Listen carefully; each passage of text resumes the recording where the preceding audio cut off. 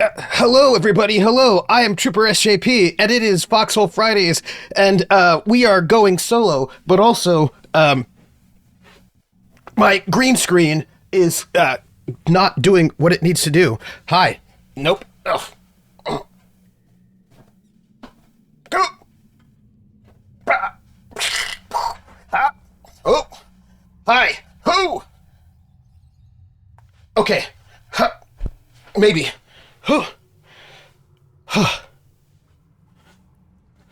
Hi. Hi. Where is everybody? Hi, everybody. Okay. How's it going? I hope everyone is doing well. So here's what thank you, Max, for saying the green screen looks good. I would say that it does, except that the hold on. Some things have happened, and this way.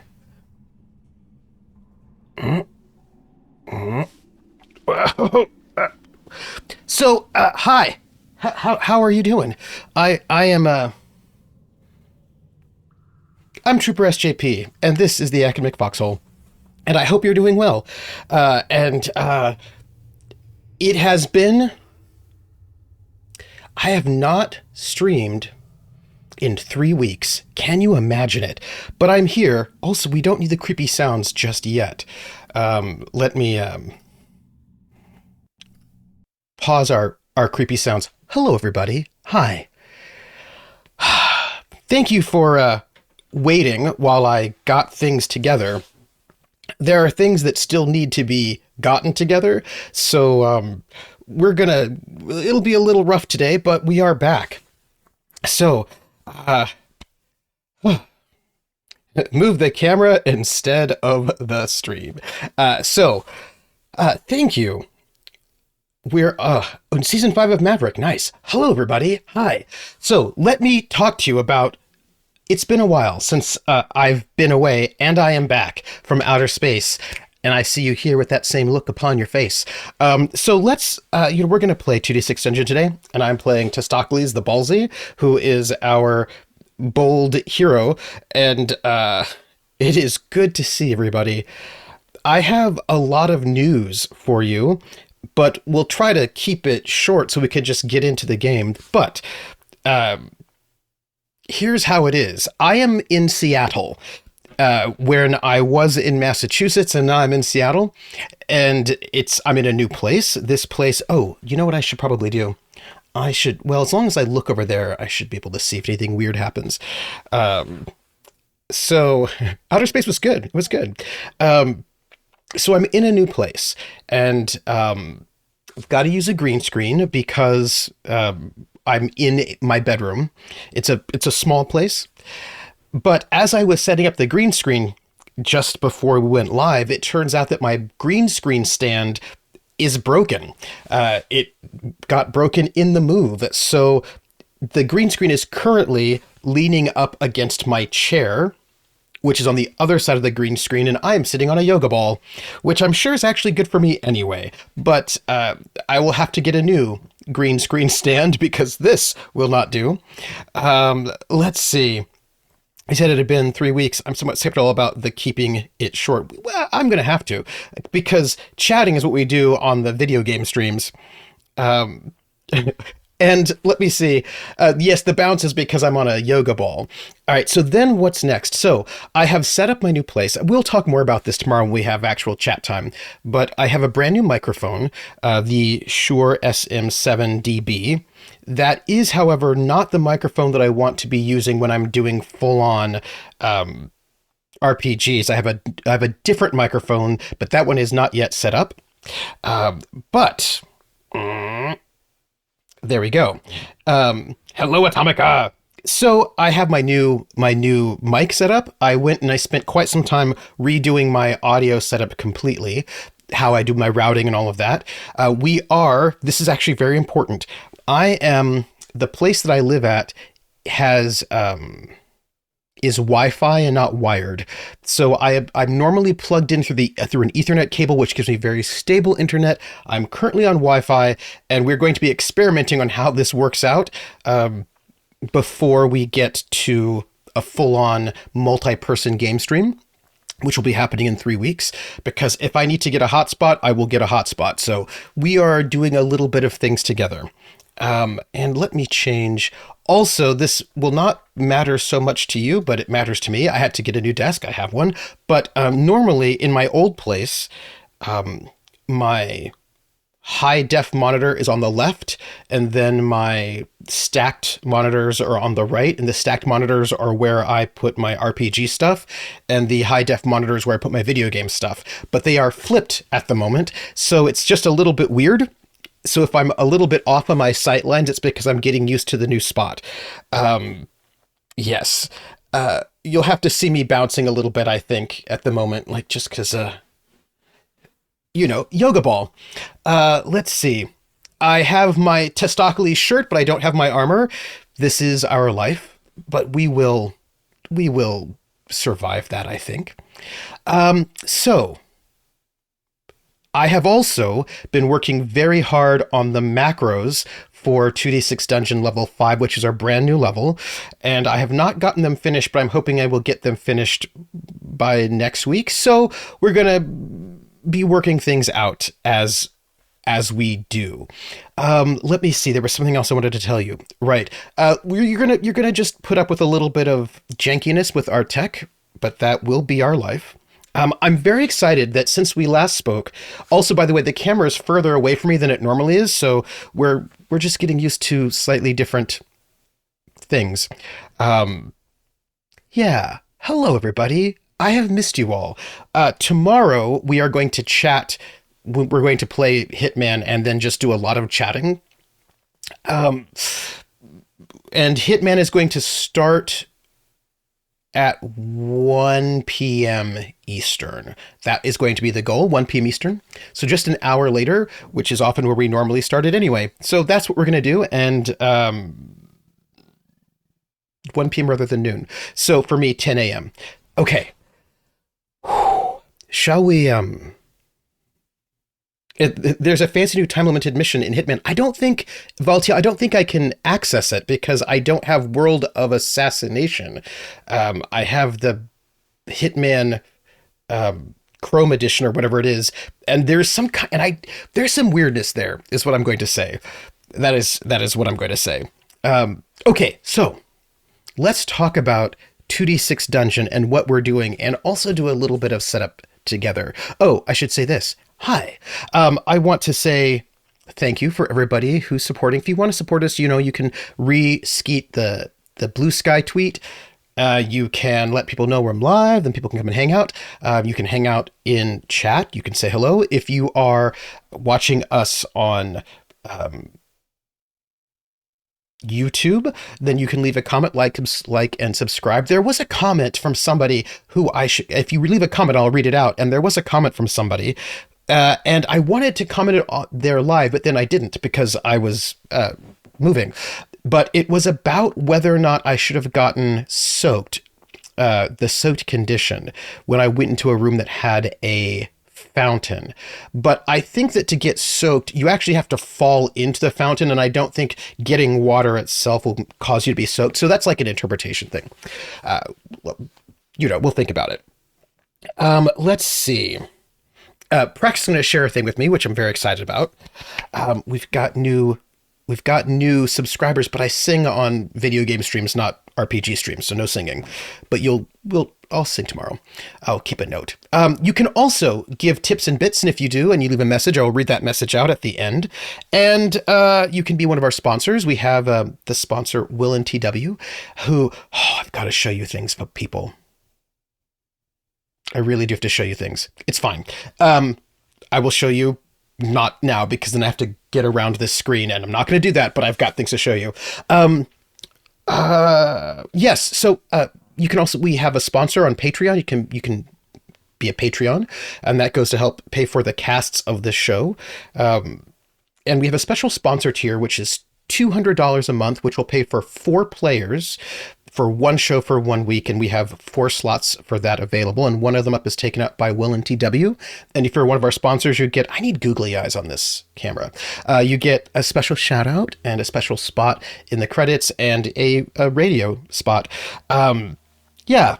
So that is that. We have merch stuff, which I need to talk to you about, but I'll talk about that tomorrow.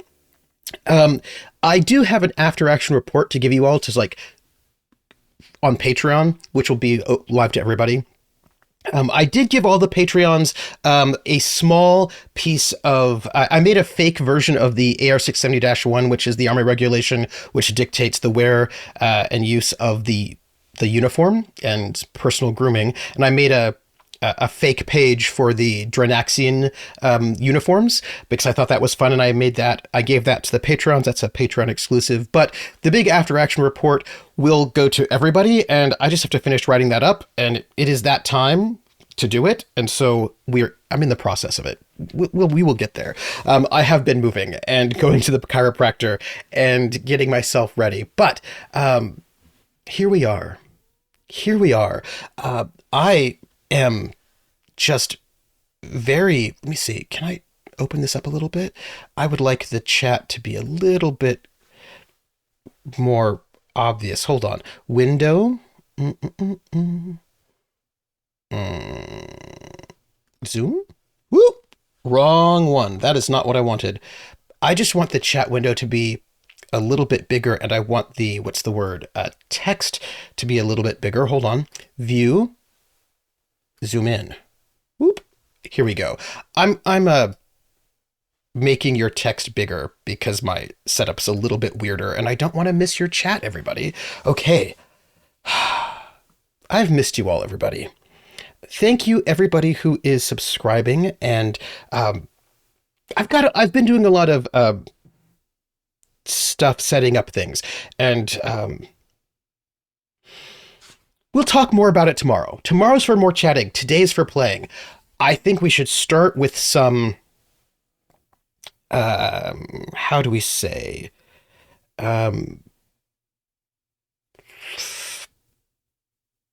Setup. You'll have to forgive me. We'll talk about it tomorrow. So we're going to do setup. And what I wanted to show you was the new thing we're going to experiment and play with. I've done a little bit of testing, but we're going to experiment with something. So what we're going to do, by the way, I'm going to have to take care of that. That'll be fine. What we're going to do is we're going to start a new map for level 5, because when we last left off in session 8, we had completed level 4, which is here. Oh, look, level 4. Oh, we did all the stuff, right? And we were right here in the doorway, in the stairwell down. And Krellin, I don't sing on RPG streams, only on video game streams.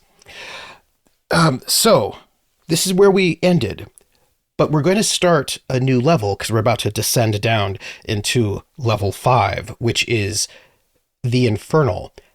But Roll20 now has integrations with DungeonScrawl, so I thought what we could do is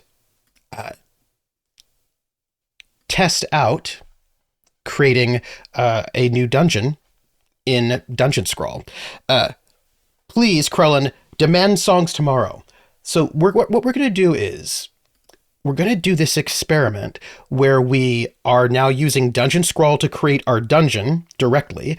And then, I don't know if you saw this. I pressed a little button, right, that says create a new DungeonScrawl map, and it popped me over here to DungeonScrawl. And to do this, because I have actually experimented, let's have we need a new layer, and we're going to do this one here. No, that wasn't how we're doing it. Sorry. Let me delete this layer. We're going to do this one. Yeah, I think that's how I did it, but hold on. Whoop. We're here.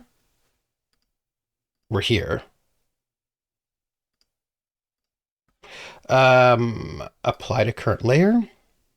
Okay. this is what we're doing. We are going to, I realized to make it work well, you need to have 2 layers, but it's fine. We're going to create a 30 by 30 map because I found that 30 by 30 takes us about 3 sessions to do, and we have about 3 sessions left. We have about 3 sessions before we have a special exciting game, which I actually will not be GMing. Wandering DM Simon is going to be GMing a game on my channel, a play test of his new RPG that he's been working on for a while, a Martian Cowboys sort of RPG. And he's going to be GMing it.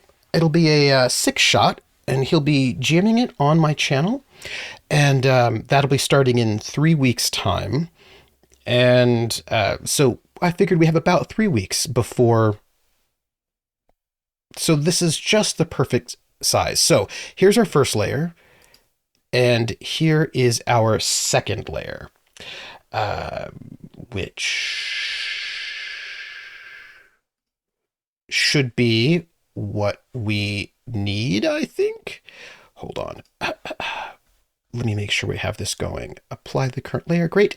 And then here, and then here. Okay, so I believe that if we do this, we'll be able to now, let me cross that out. Yes. So check it out. Here in Roll20 is the map that we just made. I don't really feel like we need a 50 by 50 map, but that's fine. What we do need, however, because I wasn't able to do this setup yet, we need to take our stuff, all of this stuff here, that is our,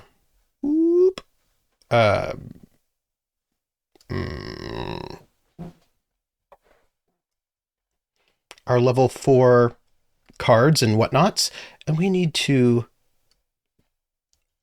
put them on our level 5 map. I'm pretty sure this will work. I'm kind of excited about this DungeonScrawl thing. I'm not going to lie.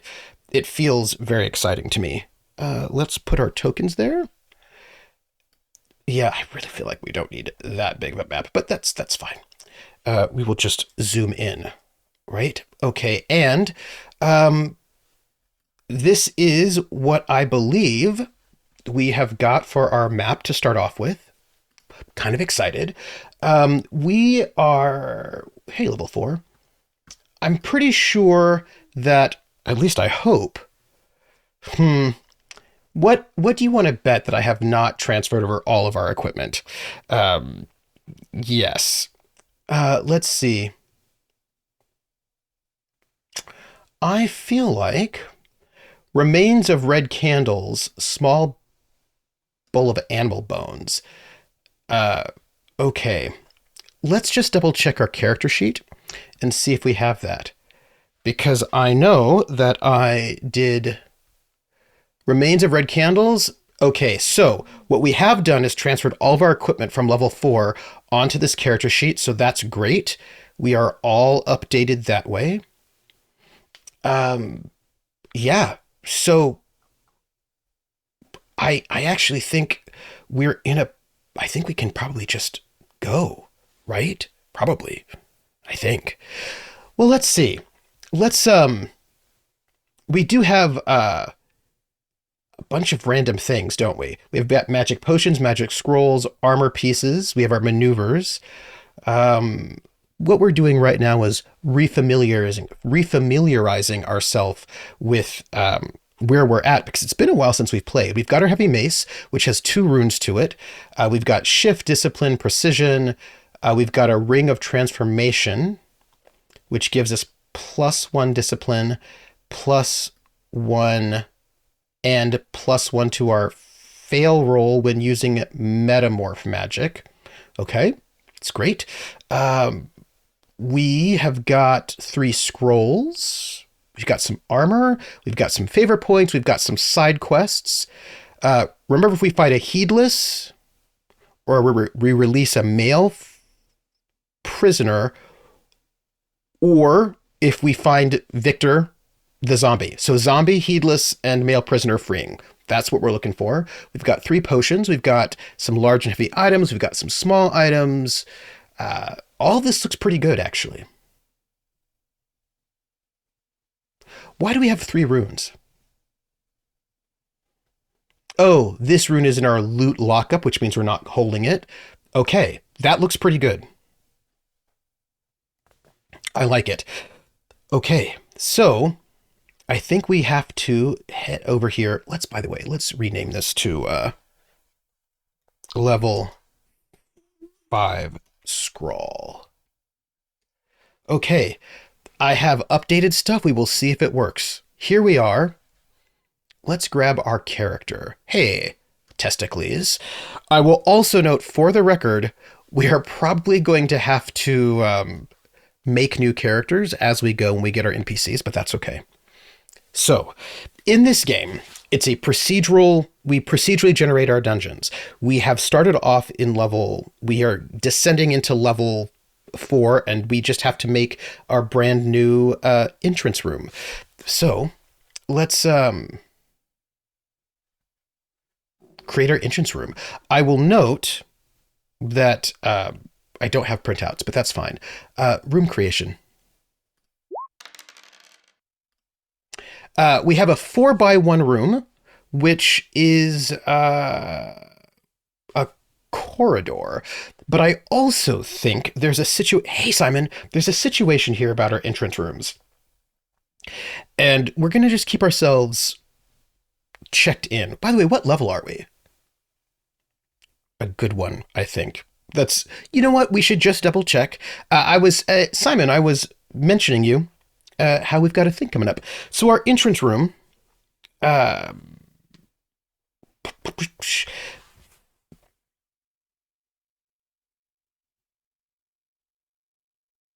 so the entrance room is never too small or too large, but is always an area of at least 6 squares, which this one is not, and no more than 12. It has 3 exits. Bear in mind these essential features. So that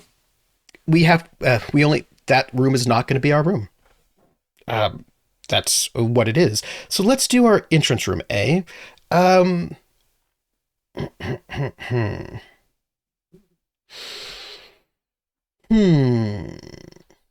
Well, hey, Simon, I'm using the DungeonScrawl integration. By the way, if we look at our last map, this is just so you know where I'm thinking. Here's our level 4, right? So this was our exit was right about here, which feels to me, right? So it was right about here, whoop, which is sort of like center low. So let's have our entrance room be center and low. I think we can do that. There is DungeonScrawl integration with Roll20 now, which means you can make maps in DungeonScrawl and it will update live in Roll20, which we're going to watch how this works. Oops, right now. I just want you to know it. So let me move. Oops. Let me move all of this. I would like to. Oh, Oop. There we go. Let's just move these down just a little bit. There was some kind of accident around the corner because there are apparently cops hanging out with Rissa. Someone ran with a pit bull, and then he was surrounded by a half dozen cops. They're taking the dog with them. Some of the guys now in custody because he got up and ran away, followed by the cops. Oof. Oof. So we have to create our opening room. And so we're going to go to DungeonScrawl and make sure we are on the right layer. And let's create our area 6 room. We need to make a square. And this is going to be, yeah, we can put it here. We'll just go like this. Boom. And we have got stairs coming down. And those stairs are going to be here, here, and there. So these are our stairs. And then let's just make 3 doors. Here, here, and then here. Check it out, everybody. I'm very excited by this. And then we're going to make oops, that's not what I wanted. Undo that. Then we're going to just make the corridor, right? The little exit spaces for each one, right? So now we just did this, right, in DungeonScrawl. Now, check it out. There it is in Roll20. So this allows you, it only works with jump gate campaigns, but you can now make, as fast as you make your maps in DungeonScrawl, you can do them now just in Roll20 by just doing that. How cool is that? I am exceedingly excited by these opportunities. So here we are. We are Testaklees the Ballsy, and we arrive in the entrance room. Oh, I just realized. I realized that is not correct. These are not doors like those kinds of doors. These are, what would you call them? You always have archways So I'm going to delete these doors and see if I can put an archway in, because it is important to map the style of door. That's a variant. Well, let's see. I wonder the best way to do this. Oh yeah, it will save a lot of time, and accuracy is important. Doors are placed in the images layer. So I feel like, I wonder if I can, okay, hold on. I have an idea. If I do polygon wall select, what if I do wall and do erase? Because I feel like that might allow me to do can I just do, and then, let's take snap off and then make the division 1/4. And then I bet I will be able to delete. Oop, nope, that wasn't what I wanted. I just want to delete some walls, like so and so. Oh, that's really not what I want. Okay, so that was not what I wanted. This is a wall. This is a door, a select, and I don't think we can erase things with the door tool. So let's do,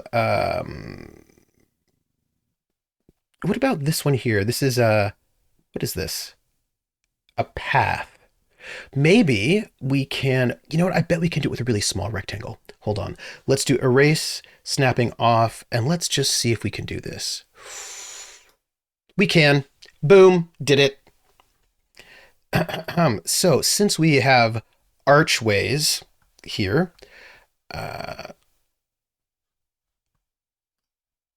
let's, oop.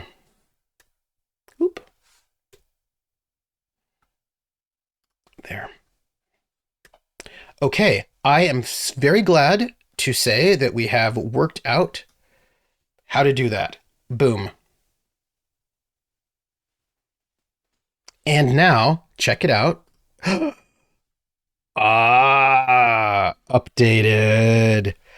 Ooh. Okay, so we are here. Also, I do know I should probably fix, let's see, we're level 3. I want to just make sure everything is okay. Do you know what I'm saying to you? I want to make sure that all of our numbers are, oops, legit and not bogus, because nobody wants bogus numbers. They result in, what's the word? Broken links. Okay. Oh, there was one other thing I wanted to do. And that was, I wanted to check to make sure that my stats are all good. I'm a level 5 hero, adventurer, and I am trying to make it to a higher level. So let's see. Where is my level up? I just want to double check that our shift, precision, and discipline are proper, so that we're not, we don't want to, we are experienced. That's our title. And as experienced, you have a +3 shift, +3 discipline, and +2 precision.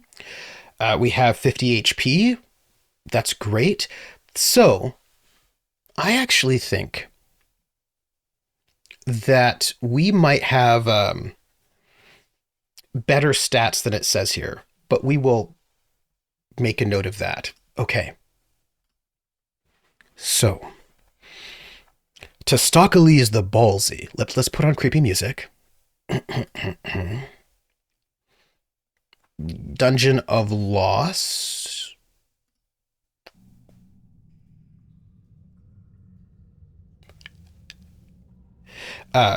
Do I have a planned stop time in my new time zone? The same as last time. So if I would normally do 7 to 11, so the stop time is 11 p.m. Eastern, right around then, which is 8 p.m. 8 p.m. Pacific. So, okay.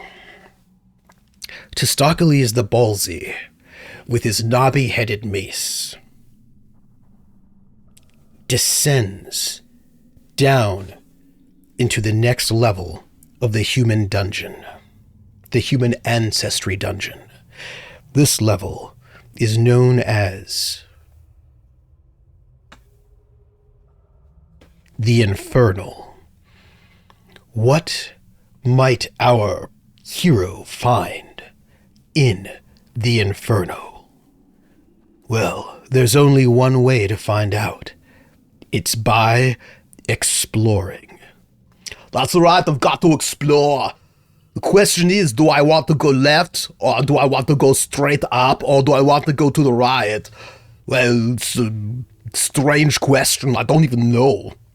If there are any hiccups, you have to let me know, Max Reiter, because, I'm paying attention. Speaking of which, I have a thing I can do. Where is it? I'm going to just pull up the Twitch Inspector so that if there's anything that weird happens, I will be able to note it. Just so I can see if everything is stable or not stable. This is, just put it over there. I've not seen any strange things just yet, but we're going to keep our eyes open because this is important. Okay, let me do it like this. I'm arranging all of my windows so that, there. Okay.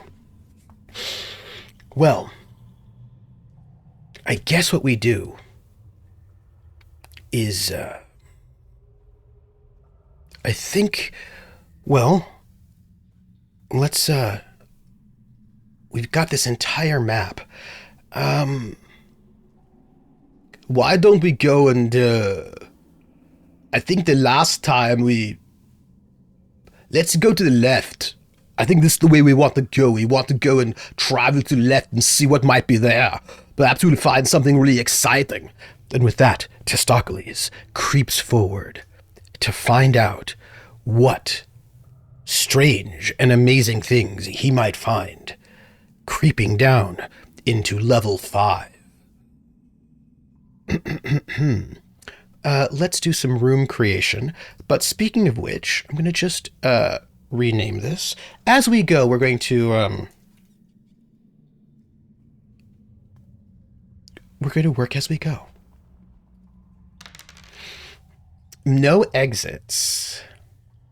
1 by 5. Oh. X, Y. Testaklees steps forward into who knows what. But what he finds, we said 1 by 5, right? 1 by 5 is a corridor that let's go back to half here. Actually, no, this is fine. A corridor. We're going to have this go up. 1, 2, 3, 4. 1, 2, 3, 4, 5. And I think you do this. No. There's a, I think you connect it, right? By doing this. 1, 2, 3, 4, 5. I did it. And this should be here. Testaklees, I love this, creeps down this hallway, and when he gets to the end of it, My goodness, it's just a dead end. I hope that I won't be dead in the end. Ha ha ha ha ha ha. Well, I mean, it's a bit, 1, 2, 3, 4, 5. Oh, we got her good. More 1 by, yeah, it is 1 by 5 too. It's true. Testaklees, realizing that he's reached a dead end, decides to make his way back and go the one way he didn't go. That's right, I'm going up this way. I'm hoping I'll find something interesting here. Some sort of room that will bring me treasure. Because it is my goal to be an adventurer that goes and, finds amazing things. We have rolled 4 by 4, and when you roll doubles, you roll again, and you add them to your number. Testaklees laughed, thinking he made a joke. Let's do a 2d6 to add, and as a matter of fact, we will just rename this 2d6 because we do like making our mac. By the way, these are all macros that I've made using a special API script cards, which you're seeing the script cards over there on the side, and I'm working on them. No modifier. Oh, that's a 2d6. I don't want 2d6. Pardon me. I want d6. There we go. 1, 1. 5 by 5. We do not roll doubles twice. If we roll doubles twice, we do not keep adding. But we have a 5 by 5 room with 1 exit. Okay. Let's draw it, shall we? 5 by 5. So let's go here. 1, 2, 3, 4, 5. 1, 2, 3, 4, 5. With 1 exit, and let's put the exit. Let's put it up north because I feel like, we don't know what kind of exit it is yet, so we can't say. We'll put a door in as like a placeholder at the moment, because after all, we can always change it, but we'll put the door there. We won't know exactly what kind of door it is until we roll for it. Testaklees creeps into this room, hoping to find something, anything, of value and of use. We're going to roll our room not room creation, we did that. We need to roll our level 5 rooms, because again, I have been up making cool, I would like to say very, very cool macros. We'll color them. So let's see. What do we find in this room? This is normal room size. Oh, exits are random. The Bone Arcade. Metal doors. Okay. Do you like it? I do. I can make that better, but so we're at the Bone Arcade. This room has been lined with bones. All are set into rock and cannot be removed. The air is warm.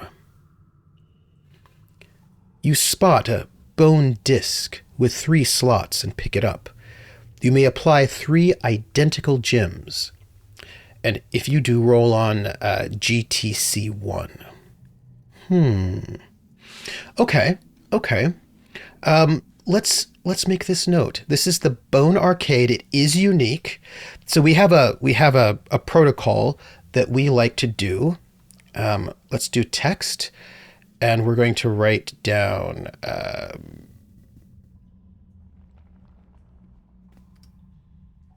We do capitals if it's unique. Bone Arcade.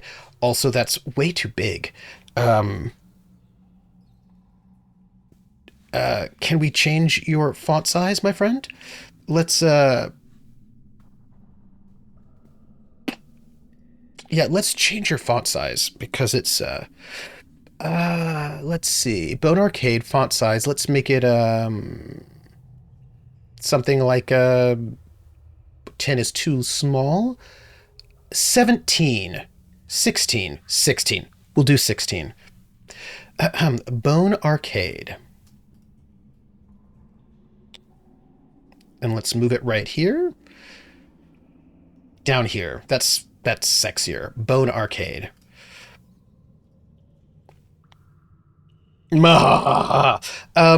But while we're here, because this is not... Because we can move this, let's write down... we have a bone disc. 3 gems. Oh, 3 identical gems. I don't need this to be all caps. Bone disc. 3 identical gems. Identical gems. And then roll GCT1. And we will make this italics. We will make this like a 16. And we will make it, ooh, 16 is too small. 18. And we will make it blue. Blue. I don't think it worked. Be blue. Wait. There. Blue. Boop. Blue. Blue?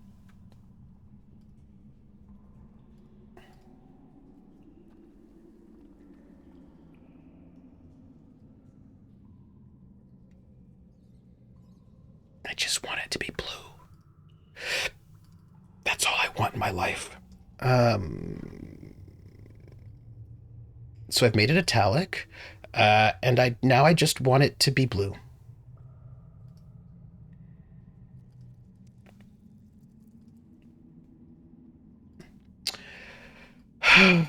We'll note it for the future, I guess. Yeah, I just want it... Changing text on Roll20 is kind of finicky. Select something else, then reselect it and try it. Okay, I will do that. I will select something else, and then I will try it again. Thank you. Thank you, Krellin.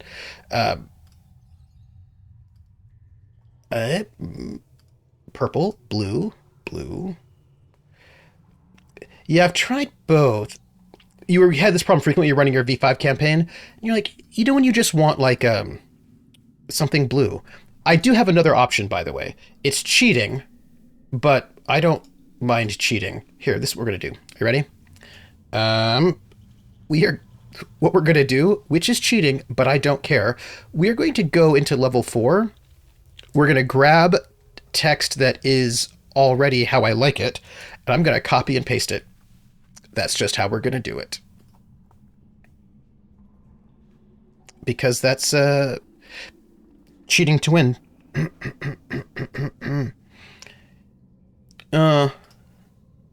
Let's see. Also, I noticed that my screen has gotten blurry, but it will get there. There we go. Let's see. We have a bone disc for 3 identical gems, then roll on GCT1. You know what? That's what happened. That's what that is. There we go.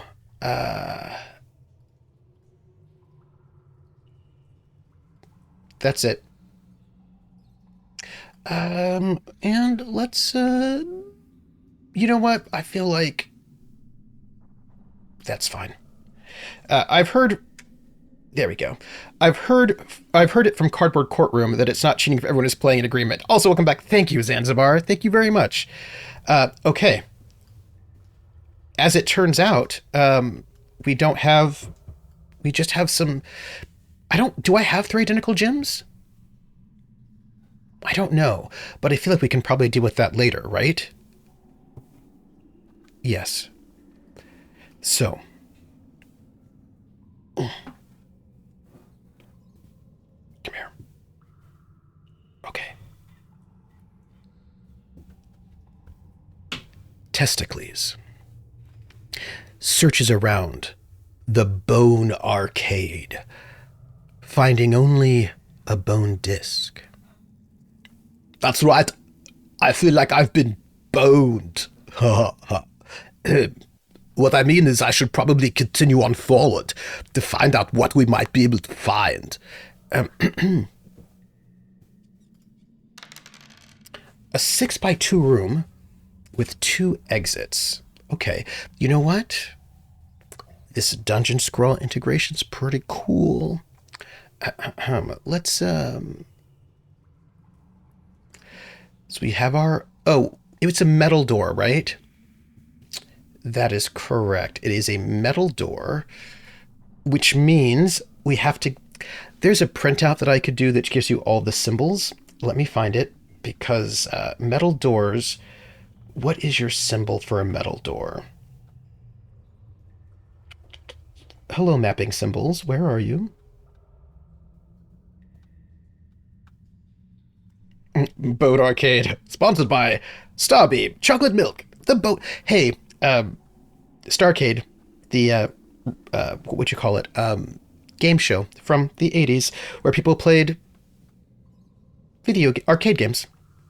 It was local to the Bay Area, and it was awesome. So a metal door is all black. Let's see. Oops. So in that case, metal doors are all black, which means I think we can just do this. I love my life right now. I need you to know it. I just need you to know that I love my life right now, because how cool is that? 6x2, right? That's what we're doing. We're doing a 6x2 room. So if we're doing a 6x2, let's do, it's only too tall. This is a dead end, so I think we should skew to the left, since we're not gonna be able to do much there. So let's do 1, 2, 3, 4, 5, 6, 2. Boom. And there are how many exits? 2? 2 exits. So let's have our exits be 2 exits. We definitely want one here. And then let's have one here, because I feel like, oops, because that feels fun to me. Boom. Boom. Oh. Oh.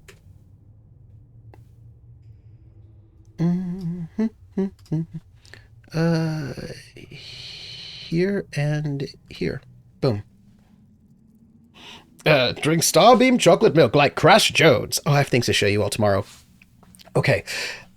I'm really excited about this DungeonScrawl situation, everybody. Testaklees, the ballsy, creeps forward into the next room of the dungeon. What might he find? It's a normal-sized room. Inside, there is a stone frame on the wall here. Inside is a magical mass of suspended, churning earth. It is the metamorphic adjunct. I can touch it. Well, first, let's find out what the exits are. More metal doors. Oh, you know what I forgot? I actually have to check to see if the doors are locked. I forgot that. I am so sorry. That's bad of me. I was wrong. I was wrong for that. That's okay. There's a roll for that. Also, I do have I have a whole table that I made, but I haven't updated it. So let's see. This is a 1d6. Was that door locked? Oop.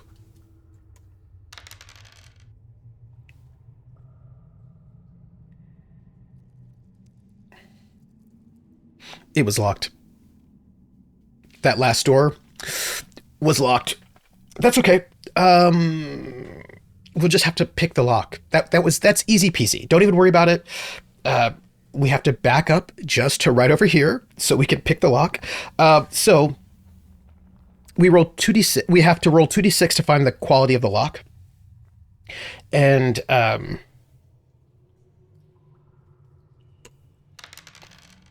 2. I know that it's fine. So this is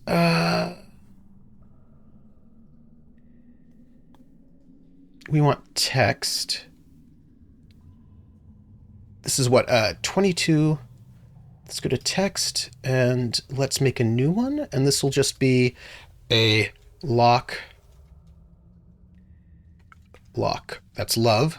Lock 2. This should be actually what's the word? Trivial to pick. I don't even think I need to use anything special for it. My next one shot is likely the Morrow Project 3rd edition. Ooh, nice. Nice. I appreciate that. Let's pick the lock, shall we? In order to pick the lock, we just have to roll 2d6 and roll higher than a 2, adding our precision modifier, and we need lock picks.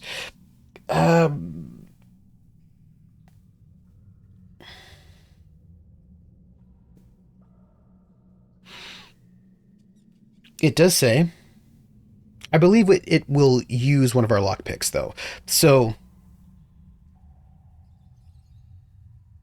wait, you don't start with a set of lock picks, but they can be found in the dungeon with a modifier to indicate the quality and a number in brackets to indicate the quantity. For example, if you find a lockpick +2, 3, then you can add +2 to 3 lockpick rolls. Keep track of the rolls by reducing the number after each use.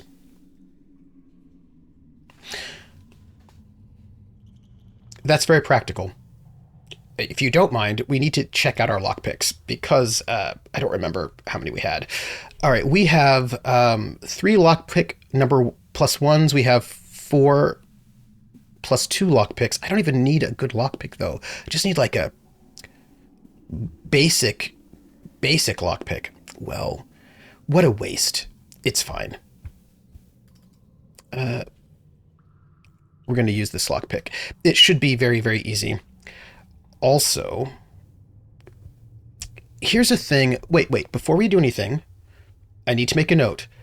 The Shroud's Curse rune, if you hit your weapon with your weapon and 5+, the enemy becomes cursed for the combat.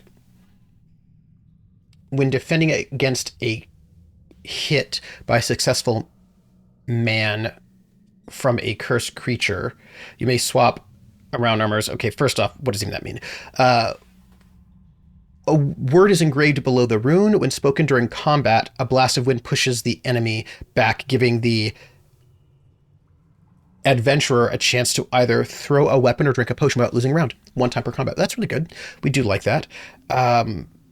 And this Ring of Transformation gives us a +1 discipline. So I think we need to note that we have a +1 discipline. All right.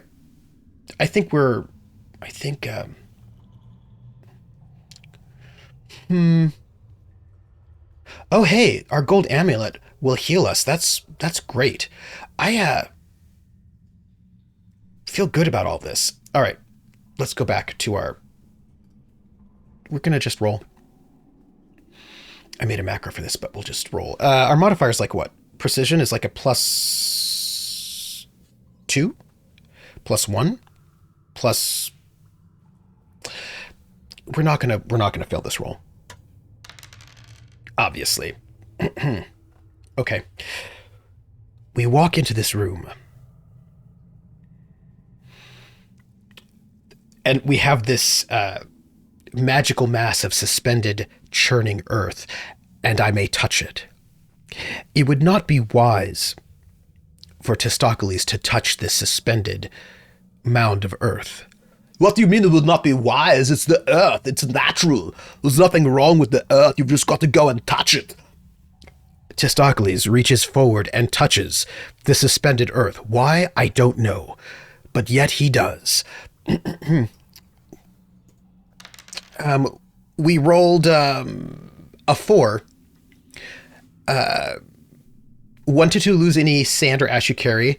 3 to 6 heal 1d6 HP. I have no HP damage, so that's good. But then we have to roll on this table here, which I actually do have a macro for, but it's not completed.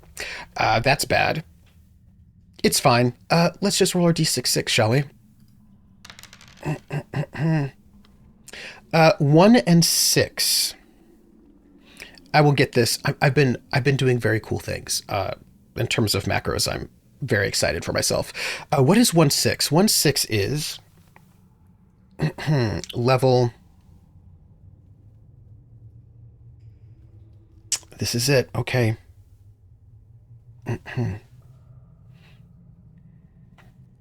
1/6. Testaklees reaches out to touch this roiling mass of earth. Touching it, he feels the warmth of holy energy pulsing through him to knit together any wounds he might have. He, however, has no wounds. And yet, he notices that there is a workbench to one side of this room. Testaklees rummages through the drawers and finds some random items. I get to roll on 4 tables, and then I roll 2d6 and add my discipline. And if I succeed, I find a secret compartment. Okay, all right. Again, I'm going to just note that I did not finish the table. The table is there. I just haven't finished it. So let's see. We need to roll an artifact, MIT, which is the Massachusetts Institute of Technology, and we've got a bunch of things. We're going to roll on it, I guess. I need... All right, let's find our tables, shall we? Because we like cool things. Weapons, random lists. Okay. We're going to be rolling on Art 1, which is... Oh, armor. It's an armor table. All right. 1d6. A 1. We find a jerkin.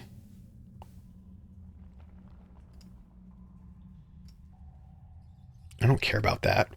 Whatever. I feel like I've been... This room is jerking me around. We find a jerkin. It's not me, it's Testaklees. He's the one who makes really bad puns. I don't. Not me. I wasn't even involved in that. Then we... Thank you, Max. And then we have to do the metal item 1 table. Let's see what we get here. A 6. We find a forged blade. Interesting. By the way, I watched a really good video from the creator of this game about invented usage, about the ways in which you can like really do all sorts of things. Like if there are curtains, you could like rip them up to find make a bandage. All right, let's see. And then ECT1, which is, well, ECT. Well, that's not etc. Well, let's look at our index and see. where we can find it. ECT. Empty container table is what that is. Okay. Electrical current turnaround. I think that's fair. I think that's fair. I feel like that's what it could be. ECT. Empty container. D6. We find a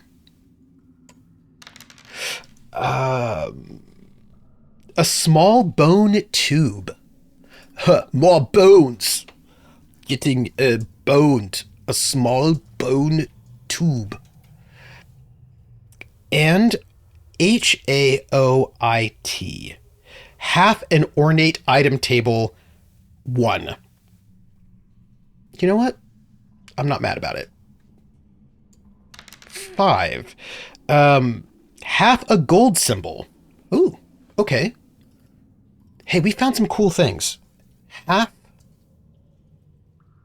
a gold symbol worth 46 gold coins. This is 4. No modifier. 12. That's not very good. Well, I guess it's average. 12 gold coins.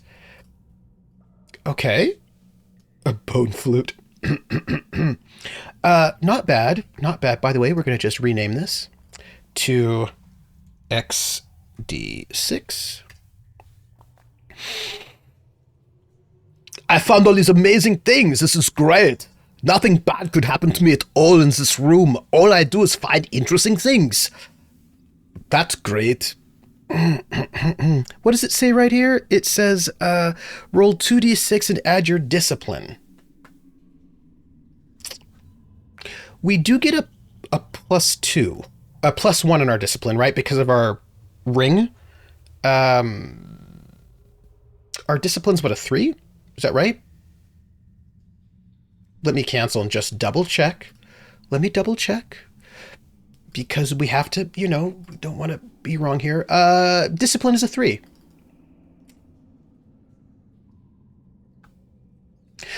Yeah, so +4. This'll be fine. This'll be fine.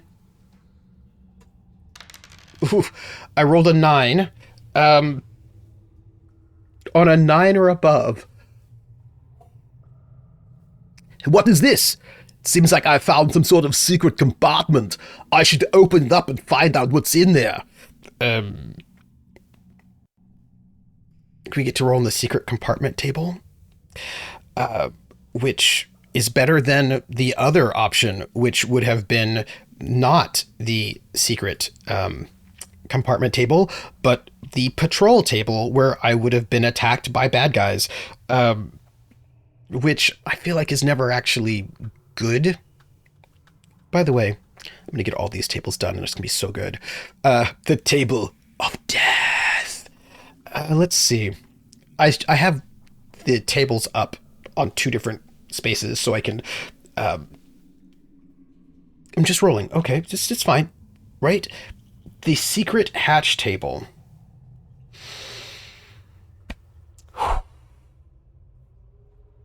Secret hatch table 2. This is 2d6.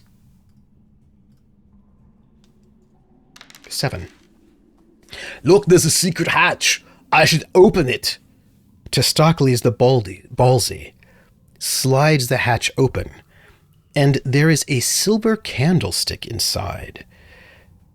It is a large item, and it is worth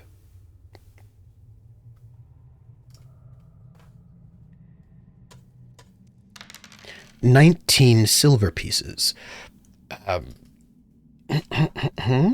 Silver candlestick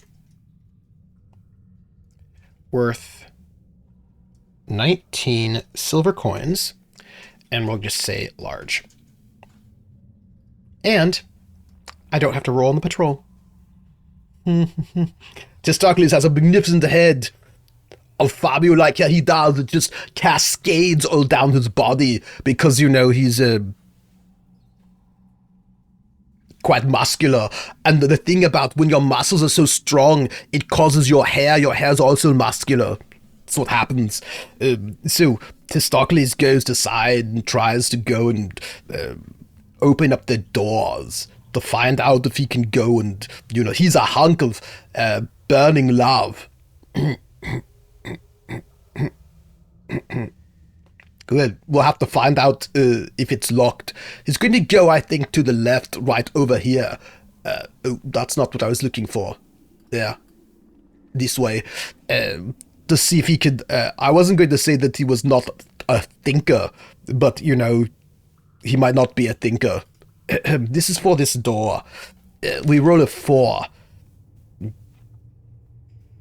The door's locked. Alright, it's fine.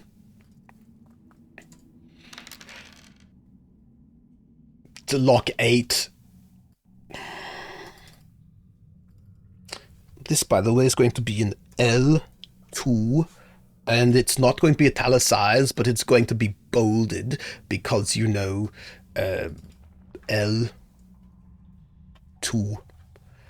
And I want to grab it and move it, and then I want to make a copy of it, and then paste it here. And this is, what is it? It's an 8.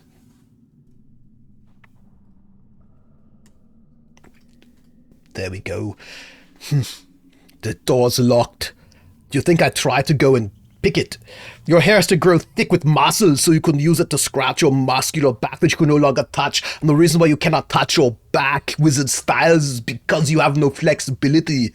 You try, but you can't do it because your muscles are just too intense. So you have to use your hair. It's like the Samson and the Delilah. You have to have really strong hair so no one can cut it. That's right. I'm going to go make the lockpick. I've got the plus. What's 2d6 is an average of 7. I have to make an 8, and I've got like a precision of +2. I feel like it's okay. I'm going to use one of my lockpicks. That's like a +3, I think.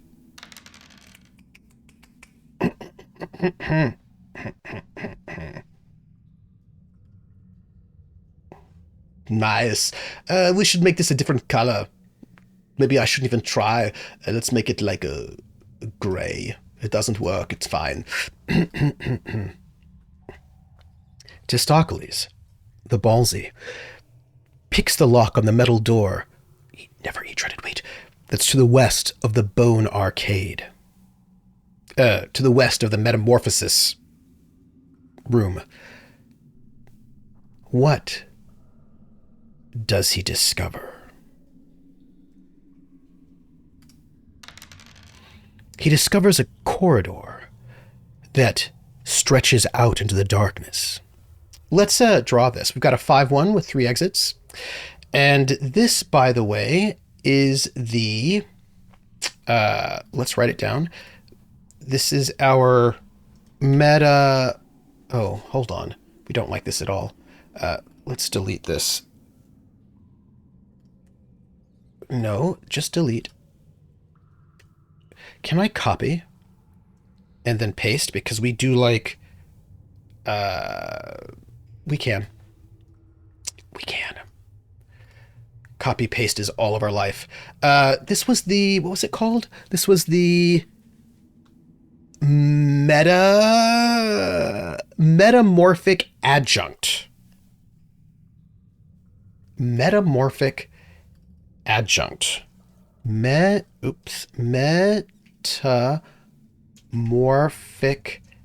adjunct. And our doors were metal. Oop. Let's just fill in these doors. Boom. And then this one too. Boom. Boom. Boom. Perfect. Okay. So we've got a corridor, right? And the corridor is, what did we say it was going to be? We said it was going to be 5 by 1 with 3 exits. So let's do 1, 2, 3, 4, 5. 1, 2, 3, 4, 5. And it's got 3 exits. So I feel like we definitely, and they could, well, I mean, we don't have a lot of choice here. So we'll definitely put one here. And then we'll put one, I think here's a good spot. And then I think here is, that is not even how I would do that. And I think here. Yes. I will note, I think this is a sad looking door. So we're going to delete it and make a better one. One that is not sad. Better.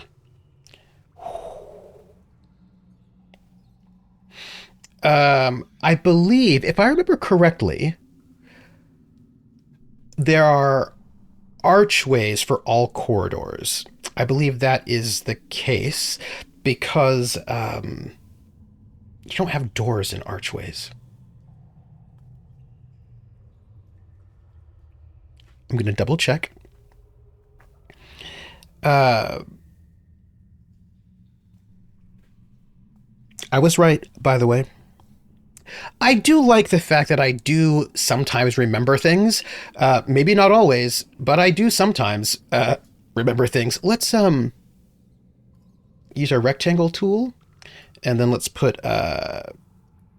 4, and then let's erase, because we don't actually need these doors.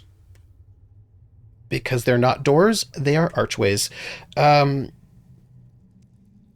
Oh, actually, you know what the better way to do this is?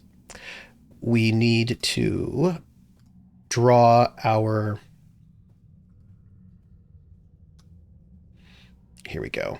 We just need to draw our exit rooms and there. And then we just need to do a little bit of an erase right here. Erase. No. Erase. Erase. I did this before and it was very sexy. Oh, I know what that is. Hold on. I don't want that. I want... I did it over here. Huh.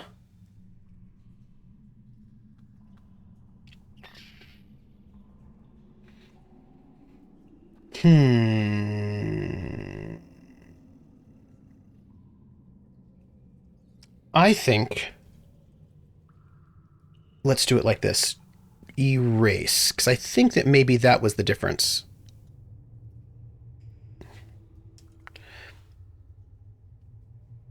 No.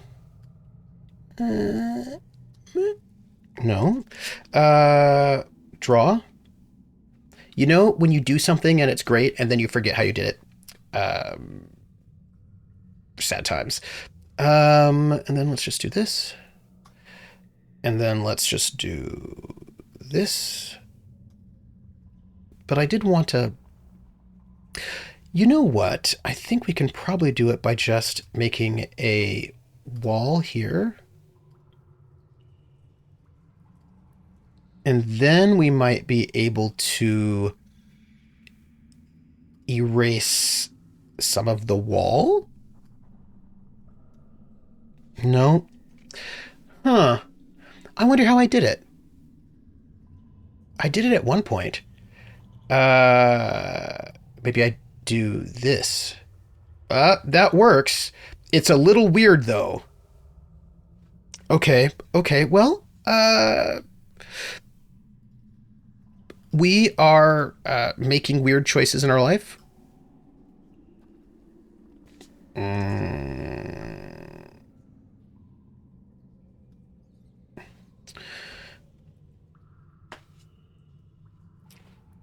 Don't ask me.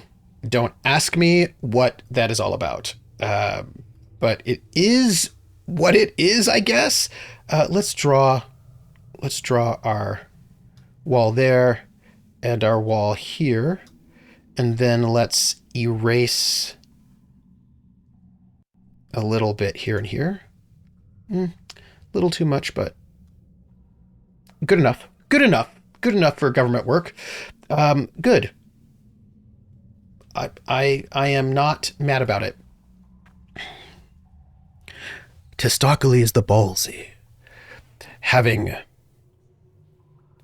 made a good find, creeps ever further into the infernal level of the human dungeon. He decides to take the corridor to the south to find out what might be there. Oh! 6x6, which is doubles. So that's going to be a 12 by 10 room, which with 2 exits. Okay, a 12 by 10 room. First off, I do not know if we can actually fit a 12 by 10 room in here, but let's see what we can do, eh? A 12 by 10 room. 1, 2, 3, 4, 5, 6, 7, 8, 9, 10, 11. We can do 11. 1, 2, 3, 4, 5, 6, 7, 8, 9. Well, we can do 11 by 9. So let's do 11 by 9.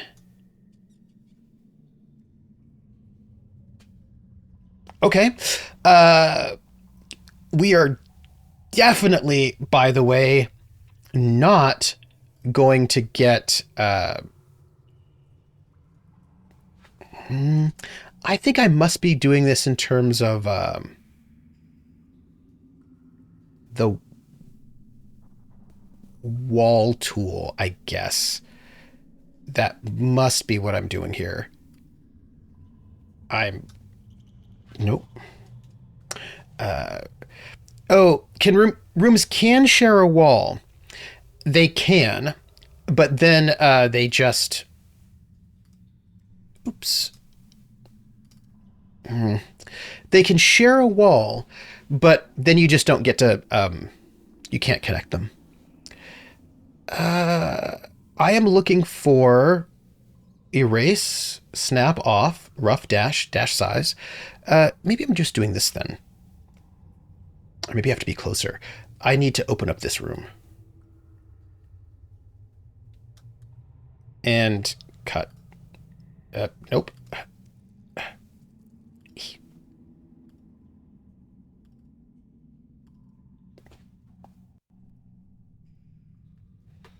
We never had to before. So that's not it. Let's go with, I guess we're going to have to go with polygon tool, maybe?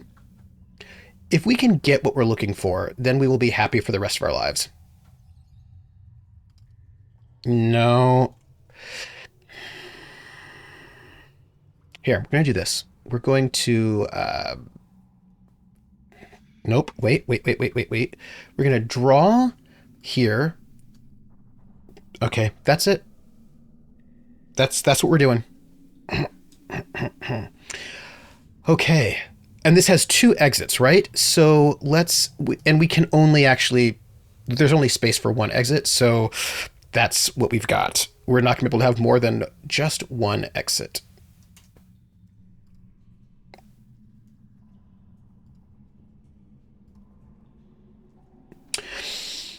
I think it's because I have this at division by half. Okay.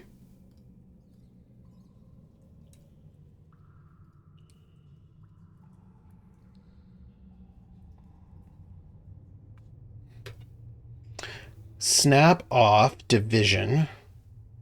Fill. This is an ugly wall. Door. I think it's ugly. I don't like it. But we could just make it bigger. I want my aesthetics to be on point. Okay.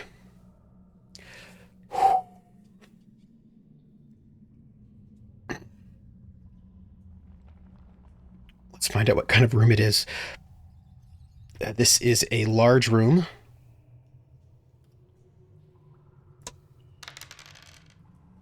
Another unique room. As Testaklees enters this large room, this space is lined with rough beds. An old fang pillarist figure sees me and rises. They appear injured. So we're going to get into a fight with an old fang pillarist. And I will note that we have not, I don't think we fought one of these folks before, which means this will be a new creature. Speaking of which, though, I believe this was also unique shelter. I will double check, though. I'm pretty sure, yep, it was unique. Wooden doors, so we're fine with that. We're going to have a fight, everyone. This is going to be our first fight in level 5. Luckily, it's injured, but I don't know. So here's the thing. Oh,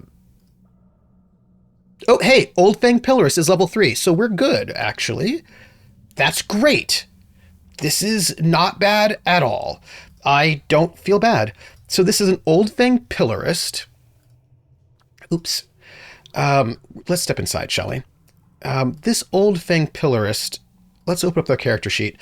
They've got 20 HP. Oh, you know what I don't think we've done? I don't think we've filled in their character sheet. So we're going to have to do that right now before we fight them. That's okay.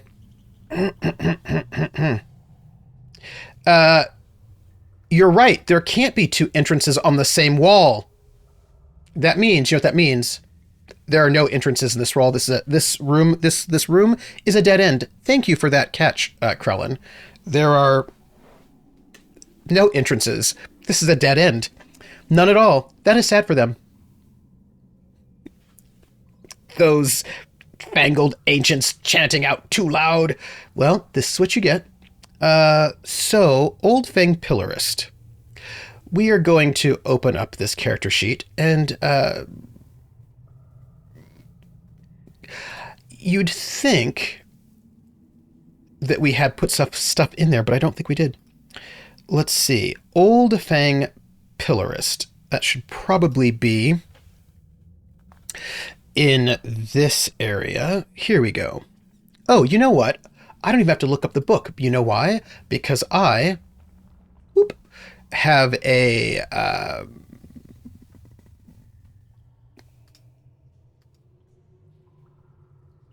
handouts, PDFs. Here. I have it here. What is this? Gods, herbs, creatures level 1. This is what, level 3? Level 2, level 3. Let's choose and grab our Old Fang Pillarist. What do you look like? You look like a kind of a bald head, which I think is you. Is that you? I think this is you. It is. Let's drag our Old Fang Pillarist to the board, and then, because we're here, let's fill in our character sheet so we actually have something working out. So this is a 24 HP normally. By the way, they're at -5, so that's not bad. 24. They are worth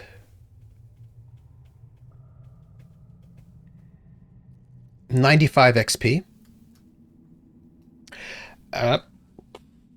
They have a shift of 2. They treasure PT pouch table 2 + 1. They do have some weapons and maneuvers. Let's find out. Hey, Baron, how are you doing? They've got Once Red Guard, the old fangs have taken on the role of command as time takes its toll. But they are still as tough as always, and formidable opponents despite being somewhat slower. They've got a 3 and a 2 and a 6 and a 5. So their weapon is what? Let's add. And they've got a 3 and a 2. 3, 2. And heavy swing. And it is a D6 plus 2. And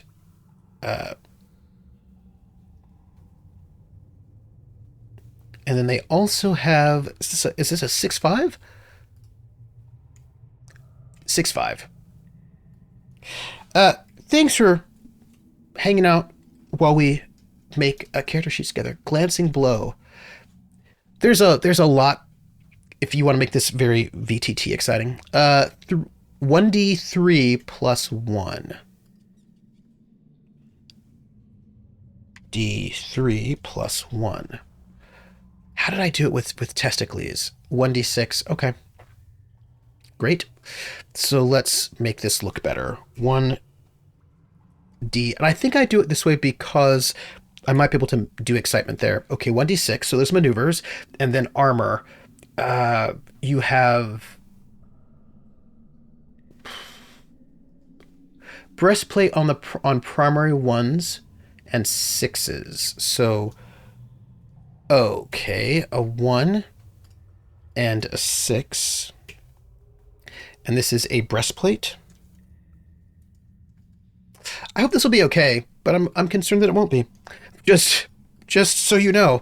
Berentor, how are you doing, by the way? And what is new with you? I'm looking at my armor. Okay. That's what that looks like. So what we have here is breastplate on primary 5s and 6s minus 2 damage. Forearm block on secondary 2s. So, this is a primary 5. Primary 5s and 6s on the breastplate is minus 2 damage. Pretty good. Nothing new. Been slogging away learning Japanese. Oh, how's that going? And also, I was thinking about you for some reason. I might have dreamt about you. Just because, like, traveling. And then forearm block on secondary 2s. So this is a secondary 2. And then we have a forearm block. And then that is a minus 1 damage. Slow, 3 alphabets are too many alphabets. Oh, you're haunting my dreams. That's fine. Okay, so I think this is our... This is, I think, all we need for the moment. And I believe we can just...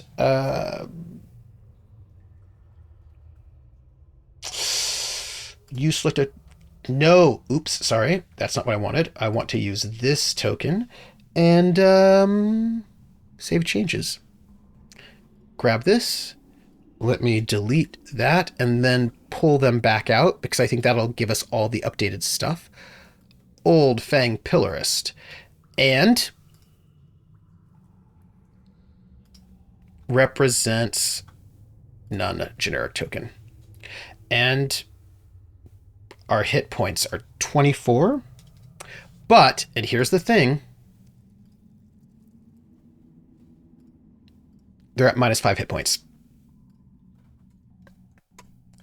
And we do that so that it doesn't... The reason why you do that is because if you don't make it a generic one, it'll go back. So, I think you know what this means. This means we are in combat. And this also means we need... Oh.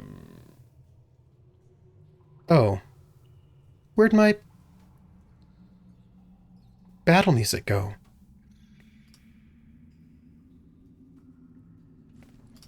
Ah, wait.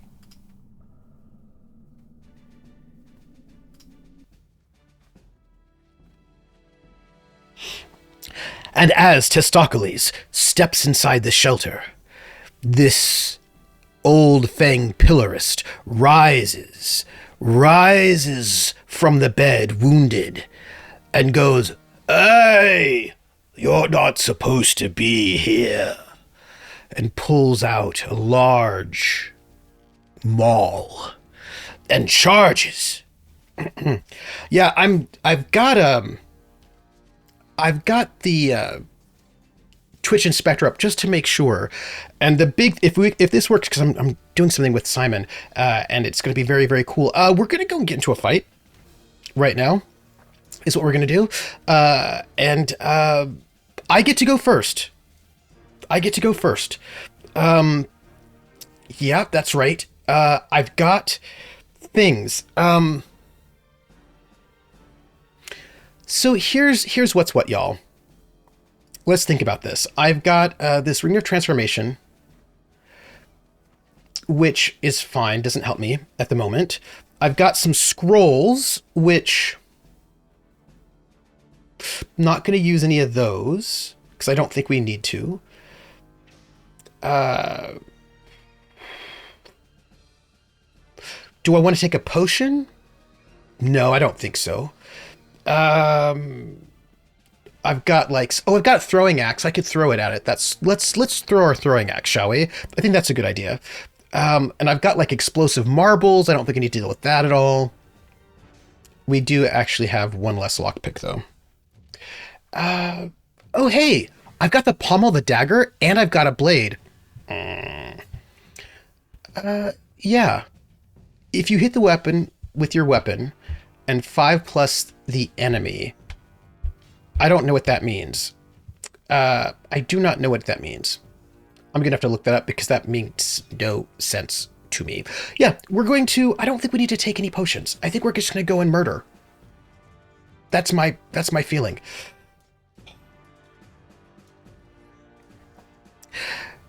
First thing I can do is my thrown weapon. That's going to be my pre-action. Testaklees. Attack.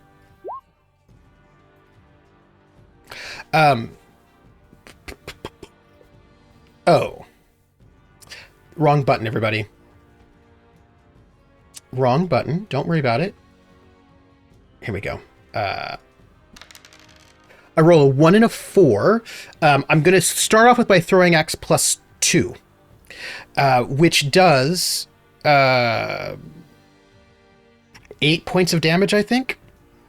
Is what I think that is. I'm pretty sure. I'm going to just check because, we don't want to do this wrong. It's been a year. That's not how you spell throwing. Throwing. Let's see. Thrown weapons. 6 damage. This is a plus 2. I've got a plus 2, which is the one I'm using, not the plus 3. And, I was like a... Do I still have a throwing dagger? I don't know about that. That's a good question. I don't think I do. So I roll a... Throw 1 throwing round in combat. Does not replace an attack. You still attack first. They always hit successfully, but they may not always cause damage. Roll d6, which I just did.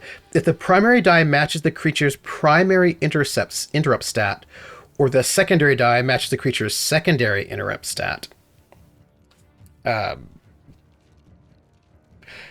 then subtract that interrupt modifier from the damage done. If both the primary and secondary dice match, subtract both interrupt modifiers from the damage done.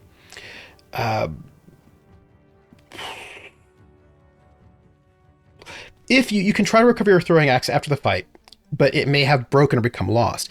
If the throwing weapon was deflected by an interrupt, it is lost automatically. Otherwise, we can roll for it. Okay, so not bad, not bad. That said, what are your interrupts? Your interrupts are 5s and 6 primary, 2 secondary, which I did not do. So we're good. -8 damage. Yeah. Testaklees the ballsy pulls out his magical throwing axe. hurls it across the room. As the old thing Pillars rises up from the bed. "What are you doing here? Not supposed to be here." And out of nowhere, whirling through the air, this axe flies through and hits him right in the chest. What? And before he can even realize what's happening or where he is, Testaklees charges. "I'm going to pump you up." And with this, Testaklees the ballsy charges across the room and is going to attack. Now the question is, why are my maneuvers not registering? That's fine. We have a 2-2, and we can do. We have a shift of 2, right? So we can take that.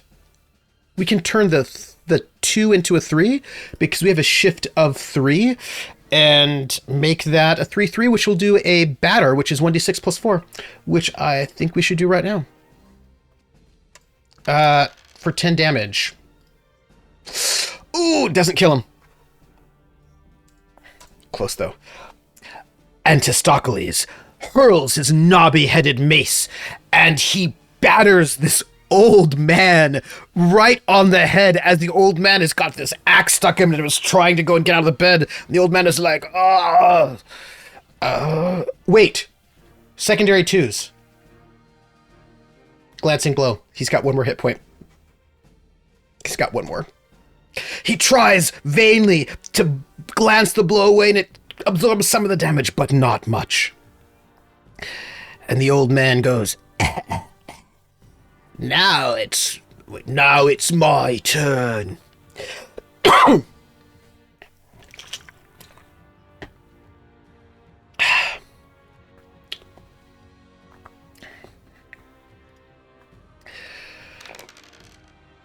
Oh, this is interesting. Okay.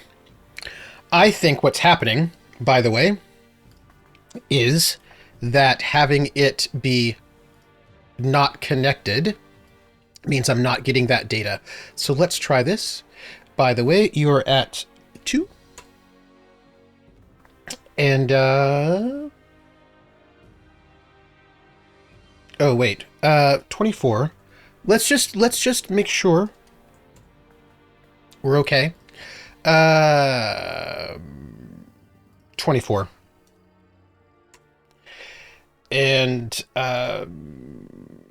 save changes. I think if I do this, it won't actually change anything on the character's sheet itself, so I think we'll be fine. Let's see.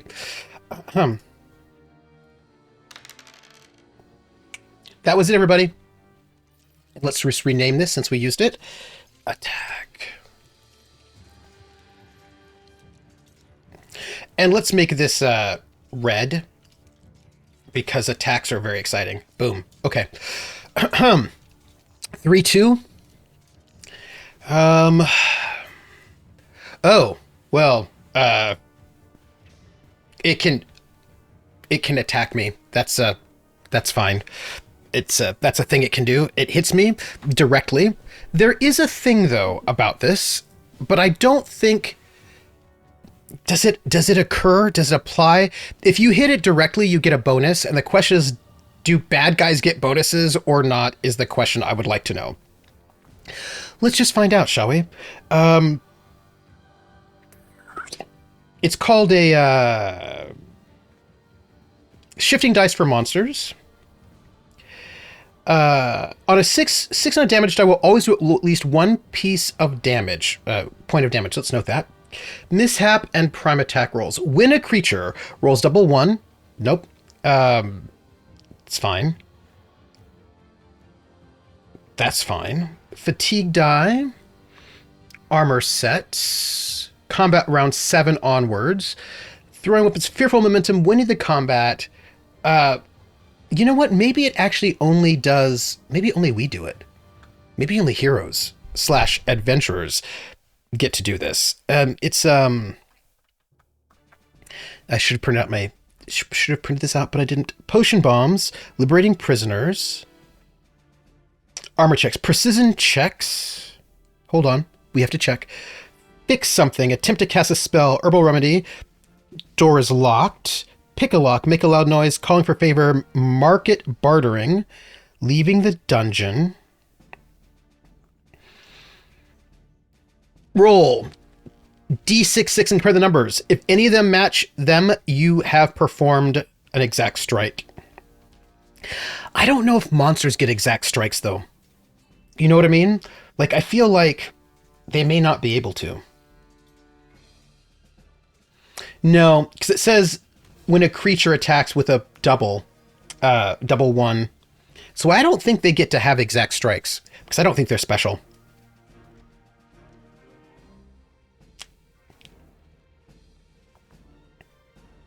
Yeah. But I have no... Oh, yeah.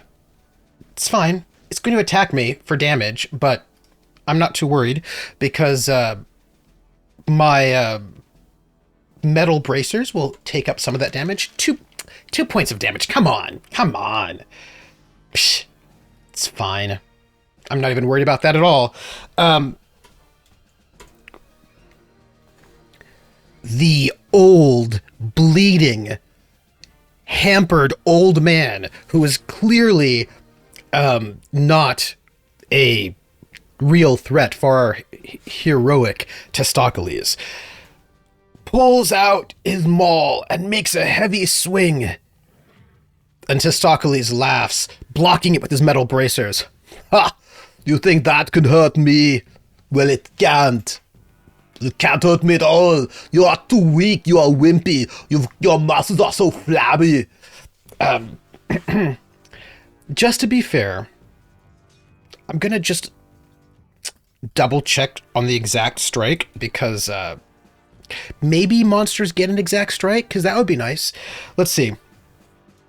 A demonstration of your... It really does... Creatures cannot do this.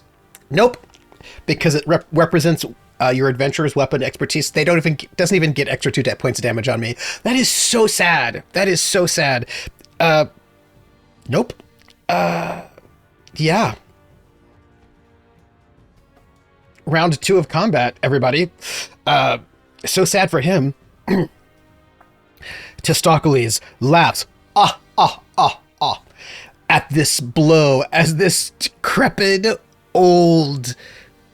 ancient old fang pillarist tries to withstand the blows of this mighty oak quadricept having adventurer who says, well, if you don't mind, I'm going to have to destroy you now. So hear me now and believe me later. I'm going to have to destroy you.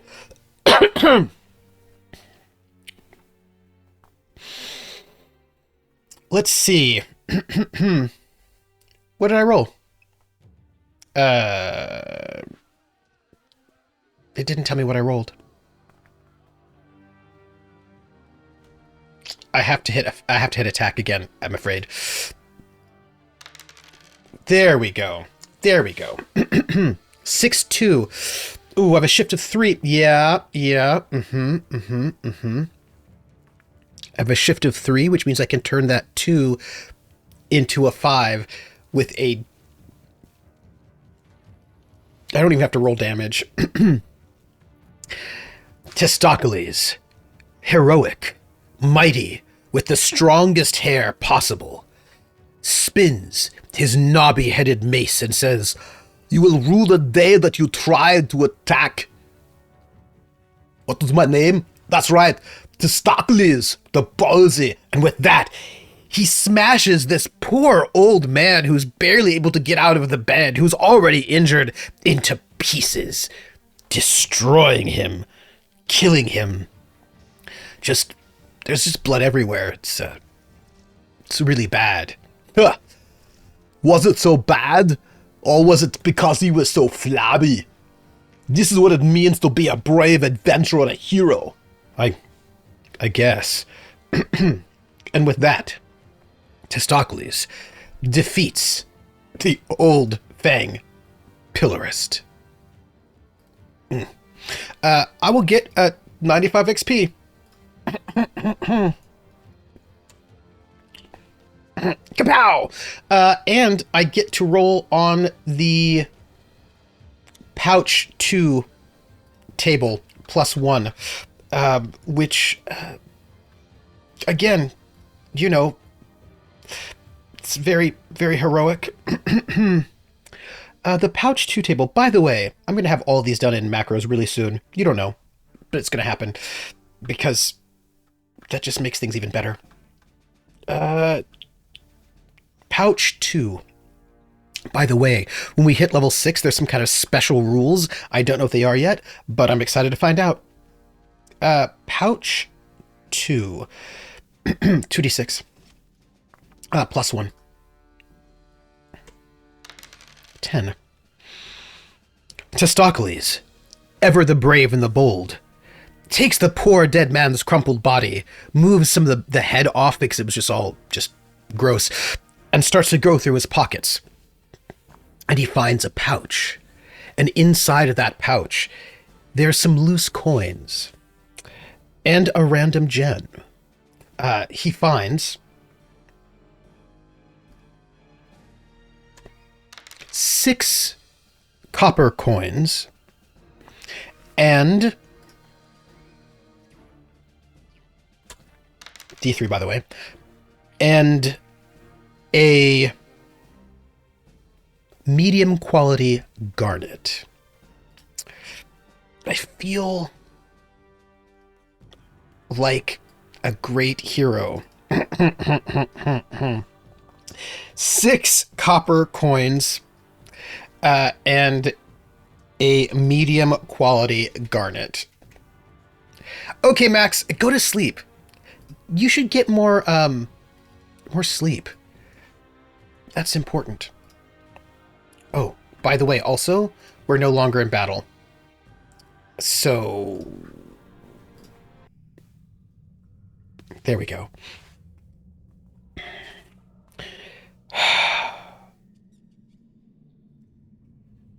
Testaklees searches around this room, hoping to find something, anything else, perhaps even an exit. But unfortunately, there is no exit here for him, which is a play by Jean-Paul Sartre about how hell is other people. But hell is not anyone else for Testaklees, because he's alone in this dungeon. What are you talking about? Everything is fine. Can you go out this room over here and see what I can find? I'm sure it'll be great. There won't be anything strange or weird going on at all. That's why it's so strange. And with that, Testaklees heads out to see what he can find, and what he finds is a corridor. We're doing very well. I appreciate this very much. 1-5, if I recall correctly. Let's 1, 2, 3, 4, 5. Little short. Let's 1, 2, 3, 4. 1, 2, 3, 4, 5. With 2 exits. Let's let's have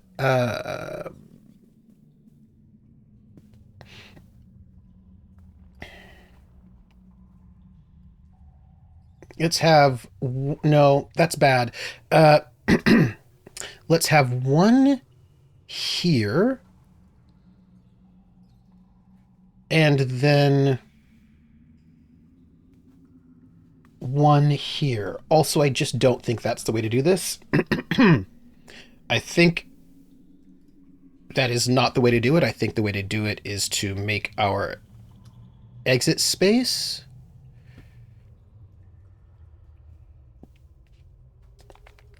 we're going to make our exit space because I feel like that is the way to go. Let's make our exit space here, and then let's make one right here.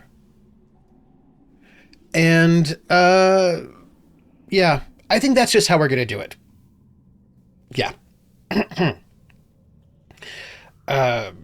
Yeah. That's it. That's it. Testaklees. I really like this DungeonScrawl situation here. Testaklees creeps down this hallway, wondering what he might find. He goes further and further. And he steps into 2x6. With one exit. Let's have this be, let's go this way. 1, 2, 3, 4, 5, 6. Let's do this. And we have what, 2 exits? Is that right? No, 1 exit. Oh, well, let's have this exit go north, because I feel like that could be interesting. And it could give us, feels like it's a more practical. Let's throw our door there. Yeah, at least for now. And then let's find out what kind of room this is. Is this a small room? This is a small room. Counts as anything that is smaller than I'm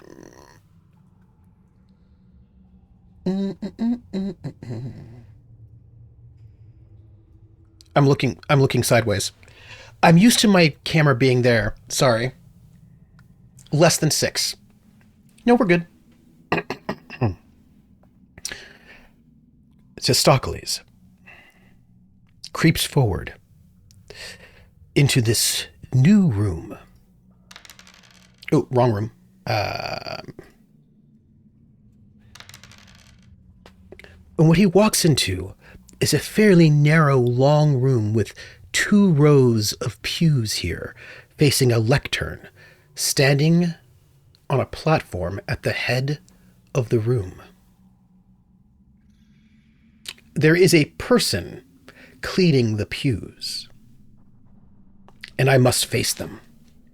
By the way, just so you know, if you're interested in hearing this, these buttons right here that you can see, I'm pretty sure you can see them. Yes, that one says L5WO and IAUT3. Those are the extra special coding macros that I've been working on, so that I don't have to look up the next table. I can just roll. I can just click those buttons and get where I'm going. But I have to do the coding for the rest of the tables. I've only just started. I think I've gotten through like 18 rooms so far, putting this coding in. But I will have it done, and then this will all be there. And I'm very excited about this. By the way, before we actually, let's go back here. Why don't we? And why don't we just put a name in for this room? This is also unique. We've been having so many unique rooms. I wonder if that's just me, or if it's this level is full of unique rooms. It's a question I have. Let's see. Let me grab this, and this is the pew-lined room. Also, I just had a thought, and that thought is that there's something we haven't done that we should probably do, and that is, I'm going to take this, I'm going to copy it, because we do need some notes. And this note should say, Testaklees kills an old man. Very bravely. Just notes, just so we know, what's happening. Who do we have here? We have a Basil Initiate. So many rooms, so little fabuloso floor cleaning. We have a Basil Initiate. A Basil Initiate. What level are they anyway? Oh, level 3. Great. That means that we already have a token for them, but what we do not have is a character sheet, because it has I know what I'm doing now. I know what I'm doing. Let's see. Level 3. Let's choose. We're looking for the Basal Initiate, which is probably up here. It's this one. Ha! We're going to have to make this character sheet, everybody. It's what we have to do. But every time we do it, there's one less one we have to do, and the next time we run into them, less work. Open character sheet. So, Basal Initiate, 15 HP. I need to roll for recovery, by the way. We need to roll to see if we can recover that throwing axe, because I would like to not lose it. It's worth 75 XP. And has a shift of 1. Oh, I'm going to kill this one really badly. That's really sad for them. Treasure is the pouch table 2 plus 1. Oh, I need to note that we have a pouch. Their weapon. Oh, nice. They have got 2, 3, and 4, 5. 2, 3, and 4, 5. 2, 3, and 4, 5. See, when I have all this extra time, I'll just go and just build all of these. Let's see. 2, 3 is a fire globe, D6 damage. Fire globe. 1d6. And then what is this? This is a leather whip. Okay. It's 1d3 plus 1. Okay. By the way, they've got special mishap and primary attack rolls, which I can put in there, but I won't do it right now. And their armor, whip it good. Da-na-na-na-na. Primary 3s and 5s. So let's see, this is a primary 3 and a primary 5. And it is sidestep. Sidestep. And the sidestep is minus 2 damage. Do-do-do-do. Crack that whip. Ba-da-da-da-da. Give your mama slip. Ba-da-da-da-da. Heat shield on secondary 4s.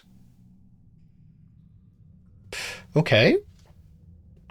Oh, by the way, I know what that is.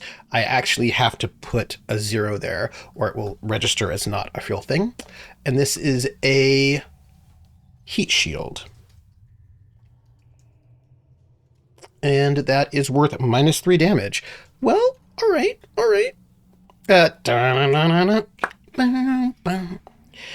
Behold, the punch of the fathomless depths.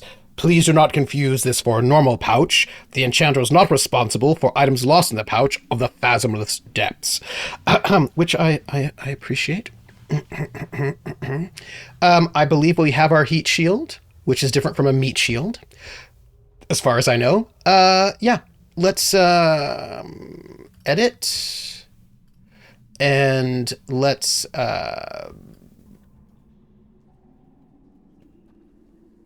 close this. It's in, it's done, and then let's just hello, update the default token. Ma-na-na-na-na. Wait, open character sheet. 75-1. Oh, I know what that is. I know what the issue is. I just need to make this a 15 and a 15.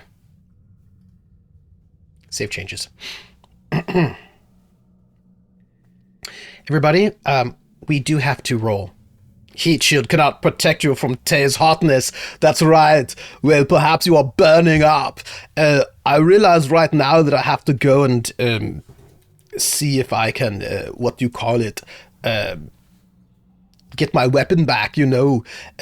So to recover the weapon, it says, if you threw a weapon without it being deflected and survived the combat, then roll a d6. I'm going to roll a d6 right now to see if I can get my weapon back, you know. I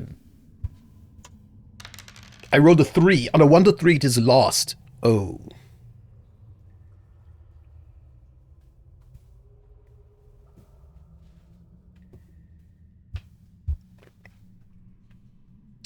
I just want to say something right now that I lost that +2 throwing axe and I'm very sad about it.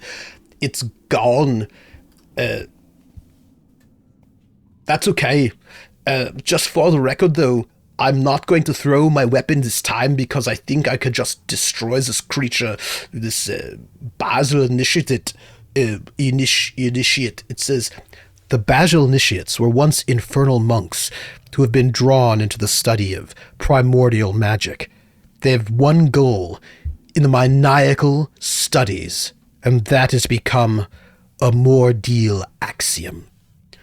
I don't even know what a Mordeal axiom is, but I feel like it's bad. Well, that's all right, because I'm going to go and say, hey, you, Basel initiate, hear me now and believe me later. What I'm going to do right now is I'm going to, I don't know what you say, I'm going to attack you. And with that,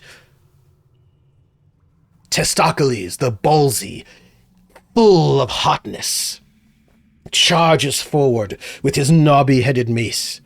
I rolled a 4-5, and I have a shift of 3, so I can easily turn this into a deadly crush.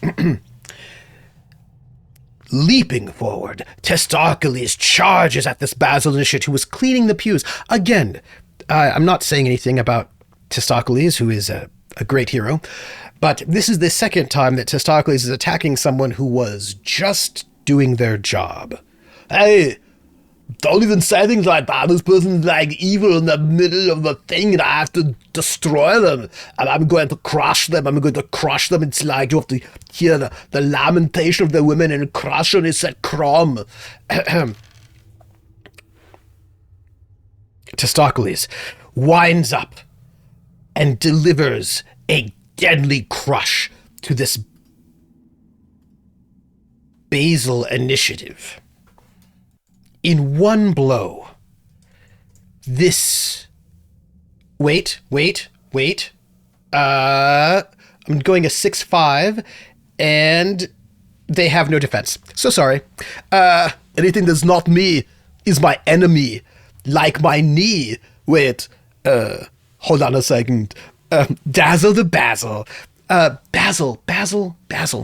Was Basil in Annie? And I'm totally not planning a new campaign where most of the players, this is Missile Monkey, are half races, and then we have the human bard. Most of the players are there because they received notice that their father was in the inn. Awkward.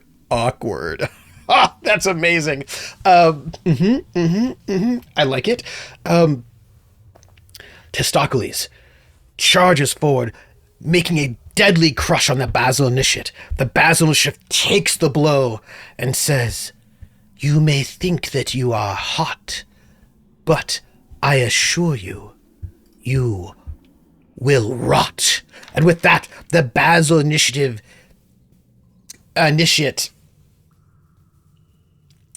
begins to conjure up magic. And then it fizzles. And nothing happens. The Basel initiate looks up and goes, "Uh-oh. That's unfortunate." And with that, Testaklees smiles and says, "It is particularly unfortunate because I'm afraid that at this moment I've got a crush on you. Oh wait, I think I said that wrong. I have got to crush you." And with that, Testaklees, because I can shift that into a deadly crush, which is +7, smashes this Basel initiate's head in like a melon, just like that comedian from the 80s, Gallagher. Just explodes the poor Basel initiate's head into small pieces. "That does not kill me," says Mr. Monkey's frankly quite disappointing. And with that,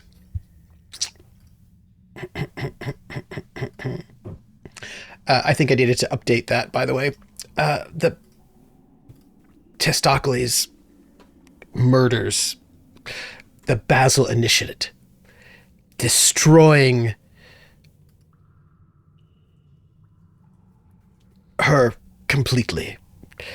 the Testaklees-o-matic, that's right, this is, this is what it's all about. So at this moment we have to, find out what's on our pouch table, which I think was like on page 22. It's liquefying. It's like the basomatic. Well, it's a pouch table. What is this? A pouch table number 2 plus 1. I make the 2d6s. Let me do this. By the way, I'm going to make sure how to make this in the later. 10. Oh, it's what I had last time. I made the same one. I'm going to get some coins and a gem. So I'm going to get, 7 copper coins, and then I'm going to get a medium quality ruby.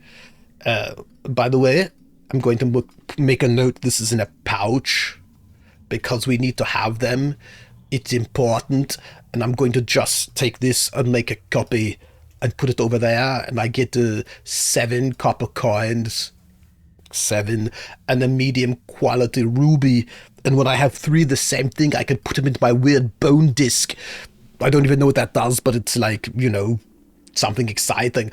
But what I don't even know yet? What I don't know is when is my next experience level. I was almost there becoming Russian. It's terrible. My experience level, it goes to 11. No, don't pay attention. But the experience I go up to is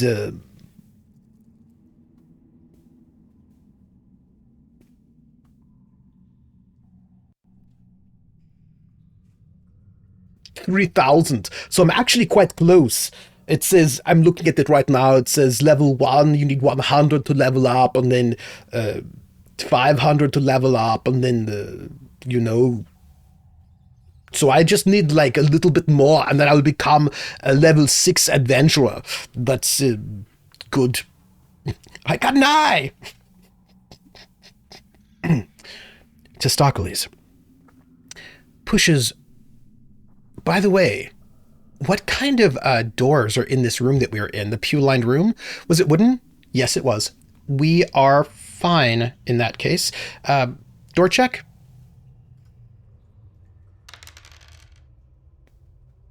We're good. Testaklees pushes forward, leaving the liquefied body of the Basil Initiate behind. There's only one way to go, and Testaklees goes that way. Testaklees comes upon another corridor with 2 exits. Let's draw it. This is going to be us. I like this DungeonScrawl situation, by the way, and I feel like people who use Roll20 should use them because it's cool. Let's make this door, and then we're going to have we're gonna just add another door here. I just feel like it's very practical. And then 1 by 6, right? And corridors have archways. 1 by 4. 1, 2, 3, 4. That's us. We need 2.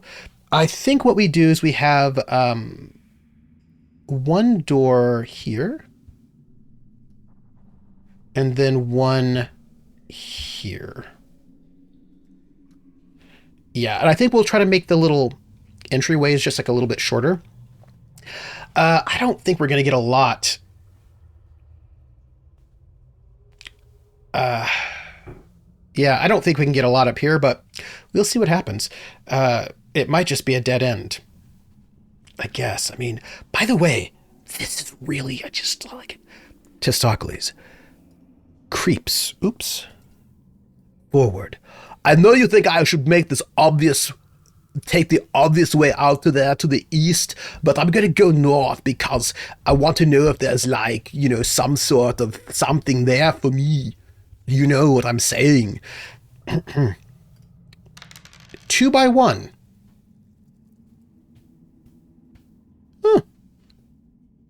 3 exits. That's not going to happen.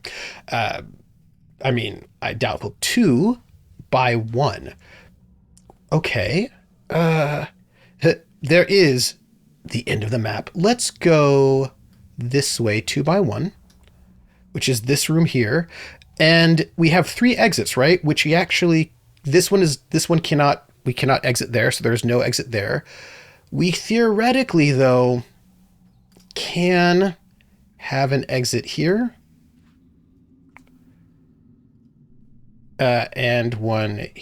Why are you doing this? Oops. Here, come here. Yeah, so I think we can. Let's put this one here.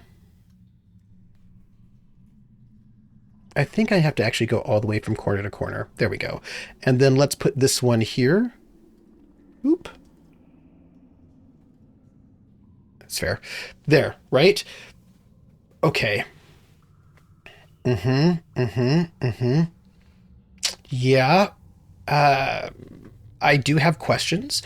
And the questions I have are about, we're going to pick a little exit squares right here. So what we're going to do. We're going to make them kind of small to show that they're exit squares. I think that's better. But it's a lot of corridors is what we've got. We've got corridors. Testaklees continues down the corridor, and like a minotaur in a labyrinth, he sees only more and more corridor. Oh, you know what I was thinking? We should take this door away because, oops, escape these. I think this might have been what we did last time, actually. I think we did this. Delete. Well, it's fine. It's fine. I know you think it's silly of me to go to the west, but I'm going to go to the west. I'm sure I'll find something really interesting there.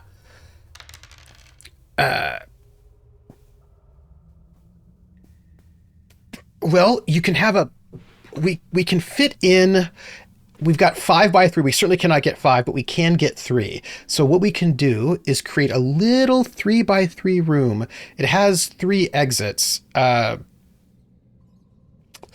which I am doubtful on, actually. But let's make a little 3 by 3 room right here, and we cannot have any exits here, but we can theoretically put a little exit right here. That's what we can do. It's a little 2 by 3, and a 2 by 3 is technically a small room, which means we get to roll on a new table, which I'm pretty excited about. Testaklees, small room, creeps in, wanting to find every single nook and cranny of this dungeon, for anything, for treasure, for glory. And inside this room, he finds a small,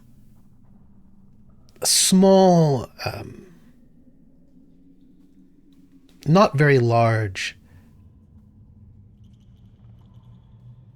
tiny room. And this room has got the carving of a god here.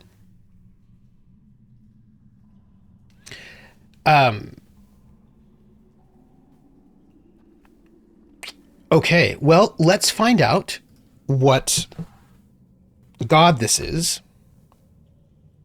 I know I had like a god table, but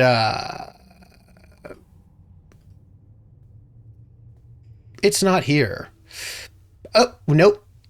Here, gods. That's fine. Yeah, let's do I can do this by gods. Let's shuffle, and I'll just pull a god out. Boom. This is a carving to into Narek the Merc, who favors ink, coal, black beetles, ebony, black feathers, and garnets. Coal would be flammable. Black feathers would be flammable. Into Narek is of the darkness and the unseen. He is absence. Let's see if I have any coal or black feathers, because if I do, then I might be able to make an offering.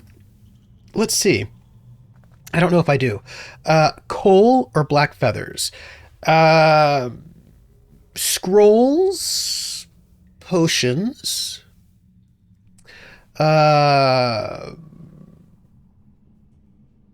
Malacco leaves, Cafado spines, spores, mushrooms, Dancoma stems, tea leaves, rat tails, and acorn. Leather holster, explosive marbles, pouches, wax sealing kit, large backpack, potion with water, lock picks, flint and steel, dagger, nails, black feather cup. Ooh, I could do that. Bandages, bones, but I do like cups. Family crest, silk sash, candles, animal bones, straw pouch. I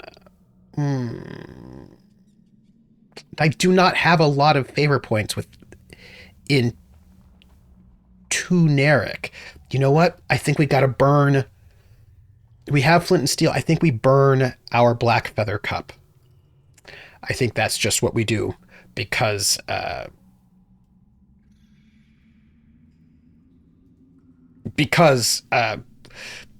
we should have it. Let's see. Going back here. So it says here that black feathers give a +1.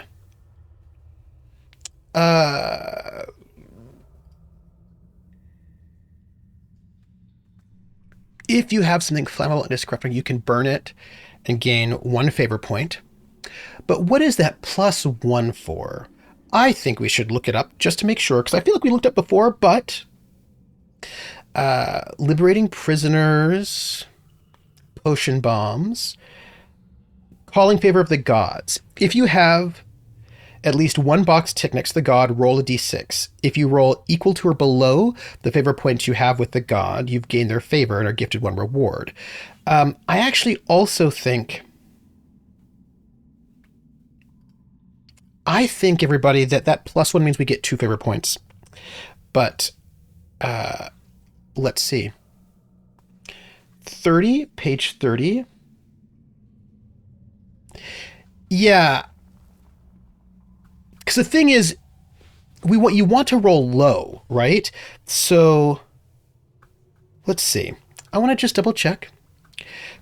See the power of the gods.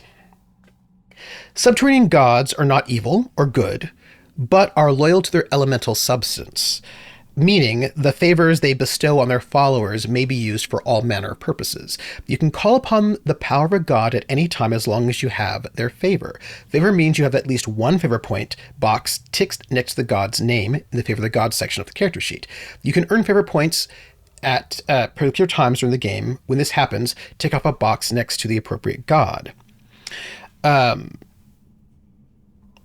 You may call for favor from the gods at any time. Blah, blah, blah. As long as you have 1 favor point, that's great. You may call for their favor with a d6 favor roll.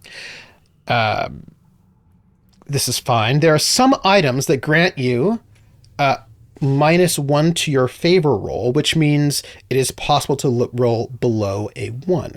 When you roll below a 1, the god appears, grants, etc. A favor... You can get stuff from a favor roll. Calling for favor happens instantly, and if used in combat, does not take up. Calling for favor happens instantly, and if used in combat, does not take up your round. Some rare items... I think this is it, everybody. Some rare items offer permanent favor. When this happens, as long as you have the object on your person, you can permanently fill in one of the favor boxes next to the specific god, rather than a tick indicating a permanent favor. Hold on. So a favor may be... calling for a favor happens instantly, and if using combat does not take up your round. Some rare items often offer permanent favor. And when this happens,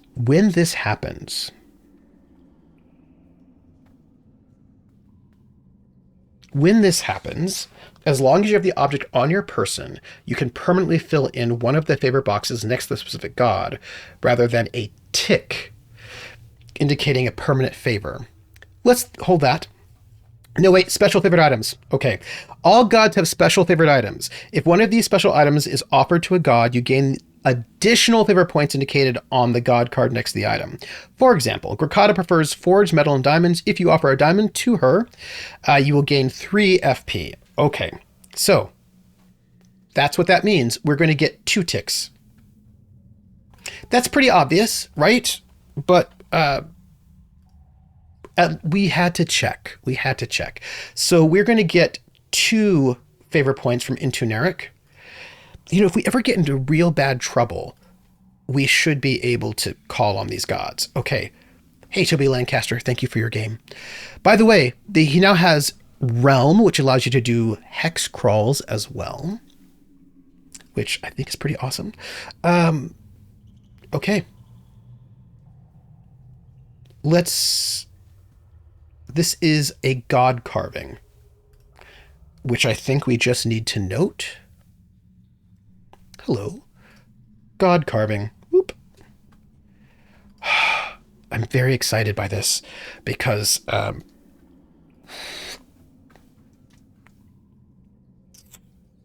God carving.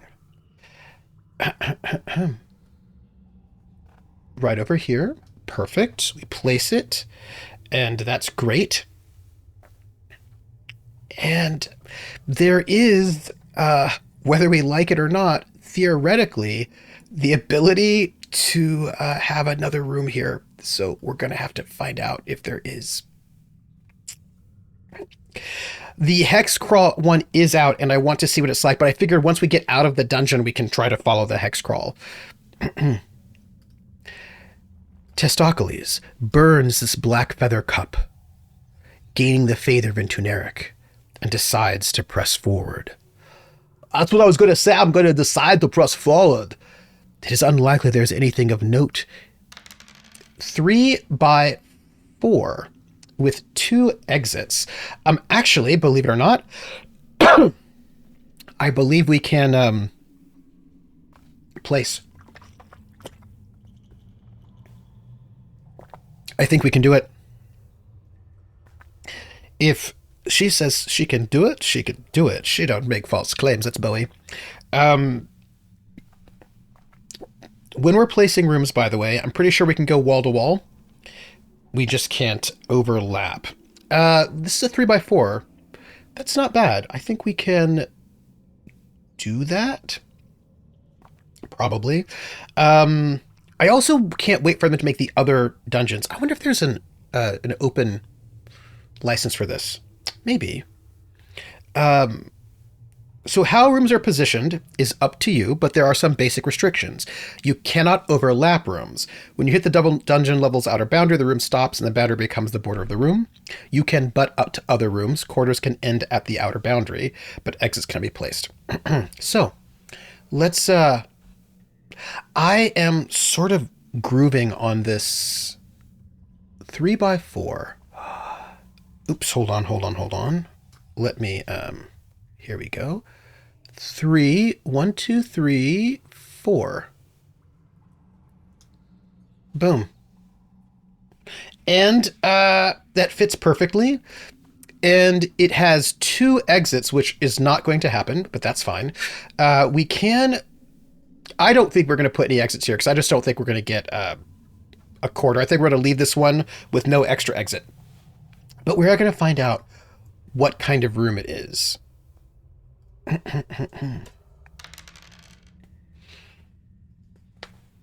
Testaklees steps into this room. It's not very large, but in this room, there is a dark metal shrine.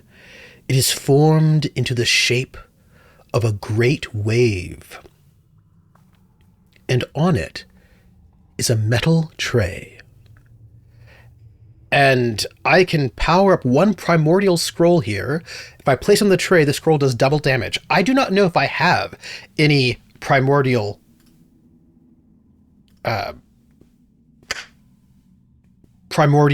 scrolls, but we're going to find out. I missed it.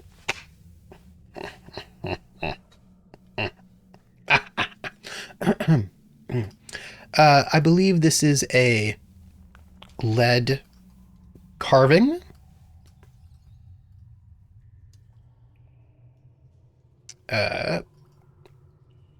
Lead carving. Splish splash, I was taking a bath. Blood bath. Lead carving. And then, let's see. Do we have a primordial scroll? This is a character sheet question. I have to get used to the camera being different. So we do, the Scroll of Swamp Lung. Scroll of Swamp Lung. It does double damage, so that becomes 40 damage.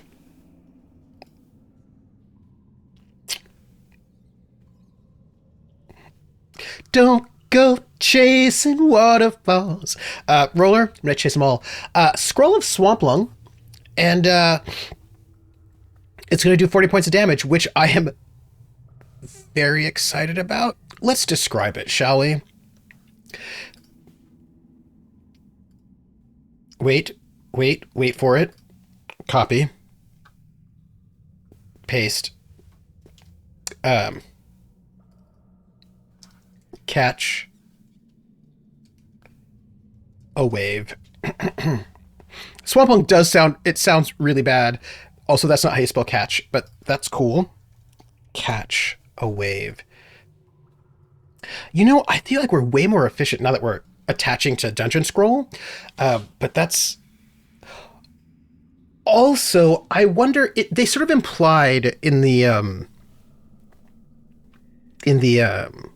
blog post about the DungeonScrawl integration that players can also like update things. So I don't know what that means, but I would like to find out, because if players can also update this map in real time, that would be very, very cool. And like draw, because there are all those like games that involve drawing maps, right? And if they could do this too, that would be very, very cool. That said, Testaklees the ballsy steps forward and places the scroll of Swamp Lung on a tray on the crest of this dark lead wave carving, this shrine. And as he steps back, a strange, swampy sort of smell fills the room. Wow, that's wild. I can't believe it. I have no idea what's going on, but I feel like cowabunga. And with that, the scroll he knows will be much more deadly than it ever was before. Thank you, Rissa. Newly emboldened, Testaklees presses forward, out of the lead carving room, through the god carving niche, the creche, and back out into the small corridor. I will note, look how much progress we've done on level 5. That is pretty amazing. We have done so well. I'm very proud of us. Testaklees pushes forward to the top, the northern and westernmost corner of the dungeon. And he comes upon another corridor, but this one is a dead end.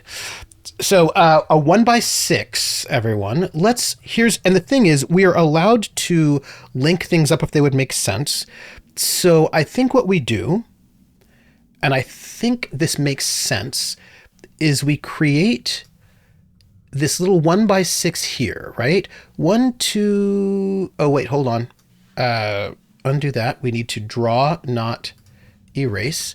So we create 1, 2, 3, 4, 5, 6, right? And I think actually what we can do is just link these up here to let you know that these things are in like a little bit of a, I think I missed it again, in a little bit of a, right? That we can do just like that. Yes. Also, this right here, pardon me, should not be a door because it's open.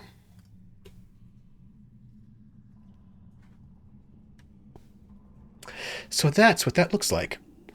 Excellent. Testaklees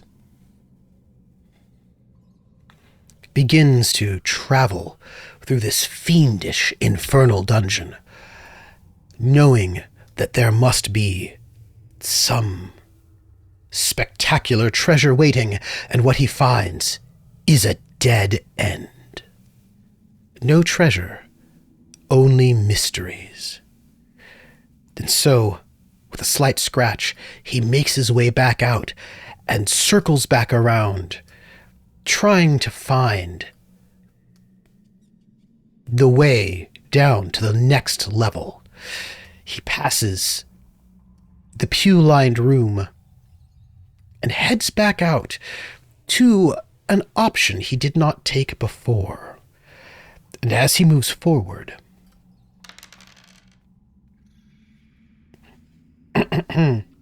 he comes upon a room not so small, not so large, with 3x5, with only one exit.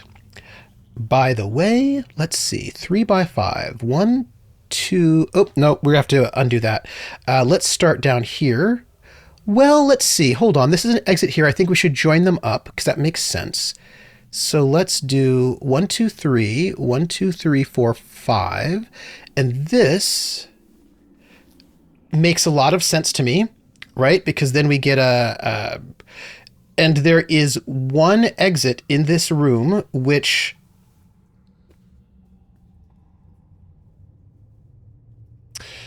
hold on. Yeah. We will find out what kind of door that is. Hold on. Let's just put the door here right now. Which means we've given ourselves a little bit of a debt. I do like it. Poor Testaklees. I really love this.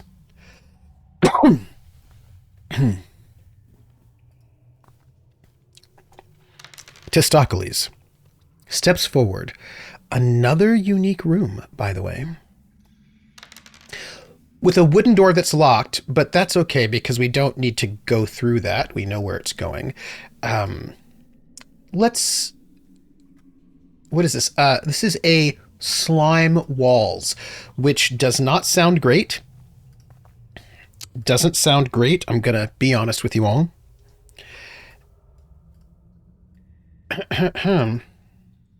Also, I wonder if like level 5 is just full of unique rooms and we just have or we just had weird luck.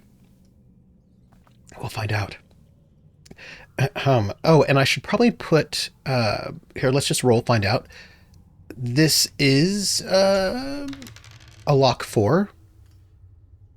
Copy, paste, just so we note it for the future, so we do not forget. And this will be a Lock 4. Room. Lock 4 door. Put it there. Testaklees walks into this room. It is not so large. And in this room, there are some parchments on the floor. And some scorch marks. The walls themselves, however, are covered in slime. That is right. You might remember You Can't Do That on Television. The show where small children would say, I don't know, or it's not my fault, I don't know, I think it was, and then be covered in slime. And this room is covered in slime. And as he looks, a bolt of slime shoots out at him, and he must roll 1d6 discipline. If he rolls below 6 and it hits, it melts a piece of armor. My discipline is a +3, so let's hope.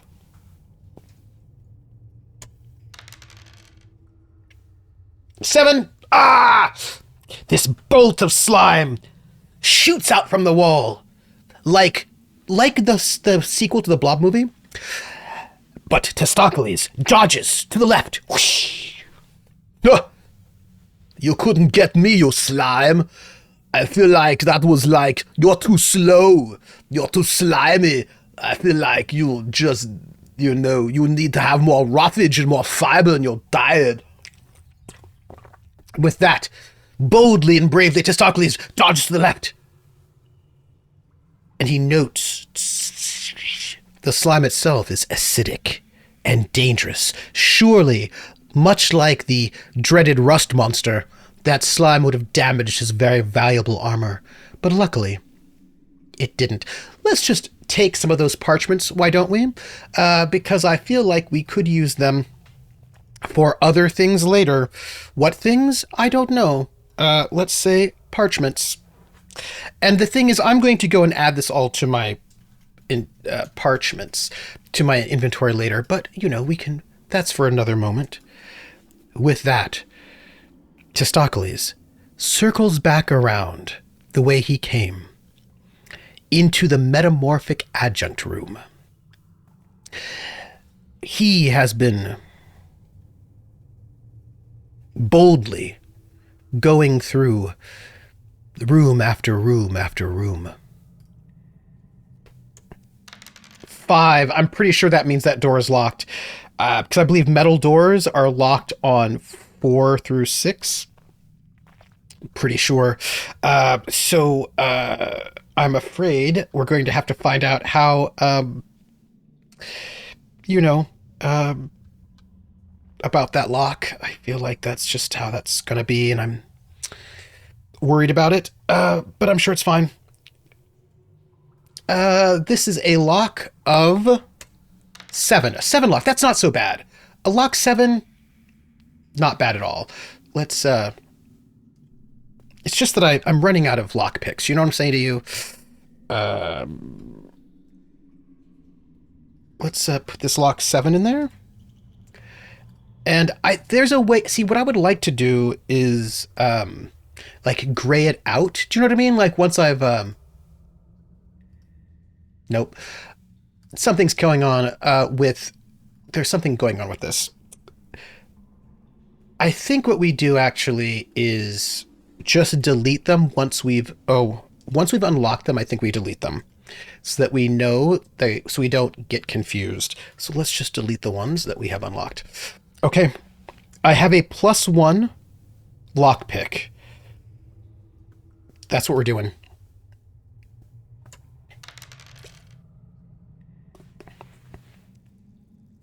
I don't want to talk about it. I will talk about it. You always roll before you describe. Let's get rid of this lockpick right there.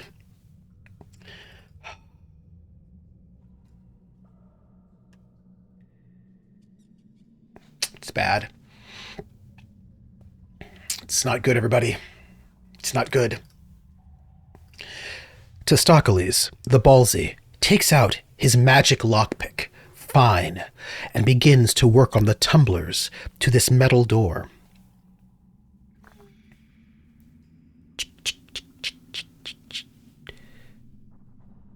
Listening carefully and intently. By the way, tell me if you hear a little buzzing. He, unfortunately, hears the telltale sign of a snap. Not the snap. Not the snap of one of the tumblers being freed from its prison. No, but the snap of the lockpick breaking. Oh, it's terrible. The reason why the lockpick broke is because I'm so strong that I don't even know my own strength. I'm going to note the rules here.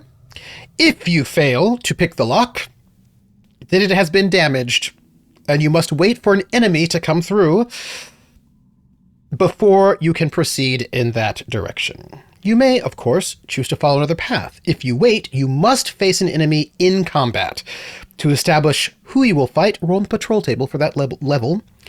If it is a mindless creature that comes through, it has smashed the door.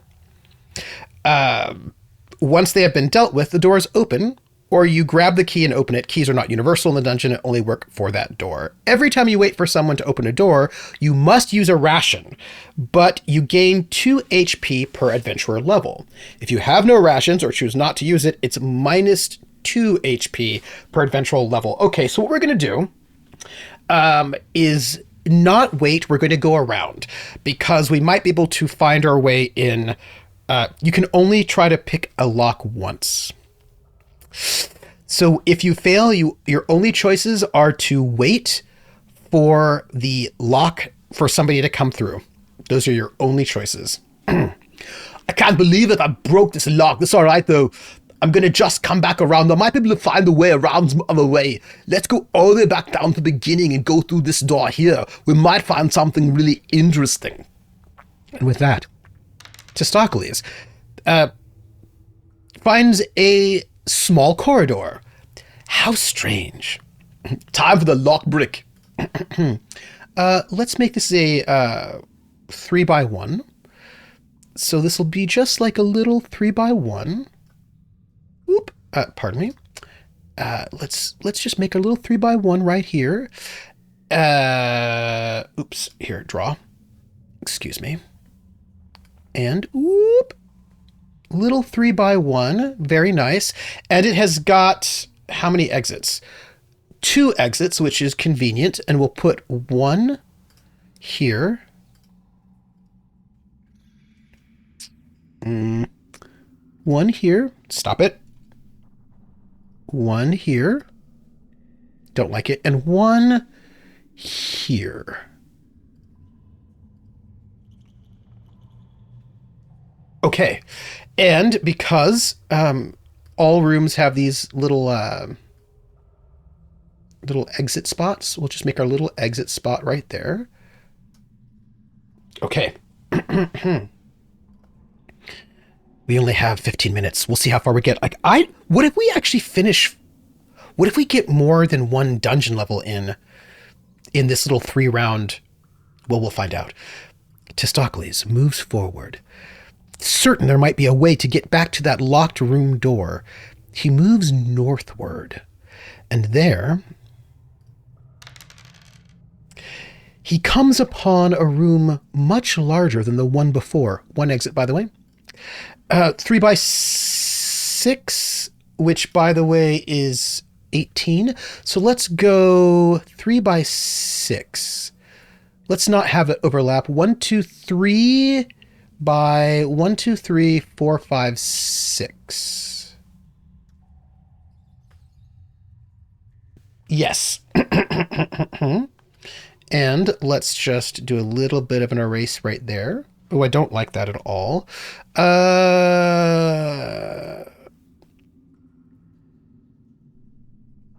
Path, polygon, wall, select.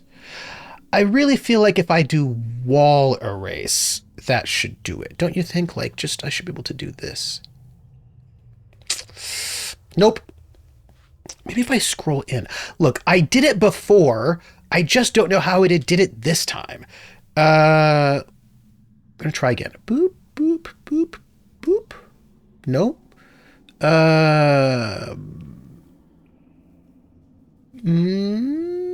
Polygon, maybe?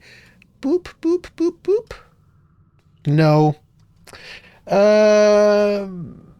I'm going to figure it out. I'm going to figure out how I did it last time. That is not how I'm doing it this time. It's fine. I think... Oh, I have an idea. Hold on. I think rather than erase, what we do is we draw. Like so. That's it. That's what I've been doing. Okay.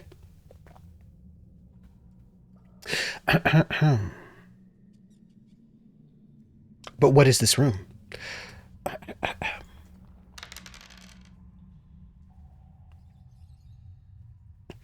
Did we have any doors in this room? We had one exit, which we didn't make, but it will be a metal door. Okay. So also there seems to be bad things in here, but let's not think about it. Let's do one metal door and let's have it be to the north. And let's put it here. And since it is a metal door after all, we will fill it in black. Gray, so we can see it. Okay, and this is a what? Hex painting. I just want everybody here to know that I'm happy with this. Like, this is my first time using the DungeonScrawl integration, and I think it's really good. So, hex painting. There. Good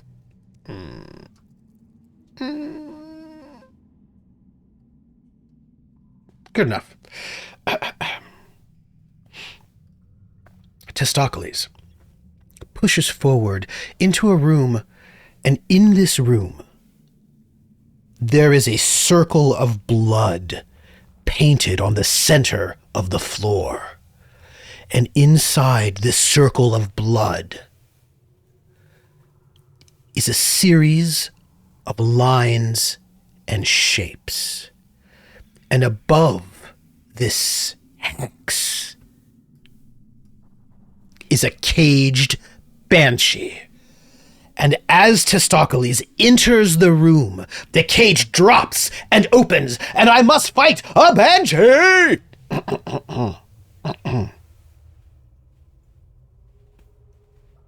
That's very exciting. Let's go grab a banshee, which is at level 2? No. Is it level 1? No. Is it level 4? It is. Well, nice. No one yet. No, I'm sure it's fine. I'm sure it is absolutely fine. And it looks like we've already filled in the information for the banshee, so everything is great. Everything is just... It is a banshee. There was a suntan lotion from the 80s called Bain de Soleil, which might have been a suntan lotion, but it might have also been like a bronzer or maybe a little combination of both. And the jingle for that product was Bain de Soleil for the central places. And it was always a little bit weird because the singing was a little bit like, hey, you know? Anyway, I don't know if anybody remembers that ad, but I do. And there's a banshee here. And that banshee says...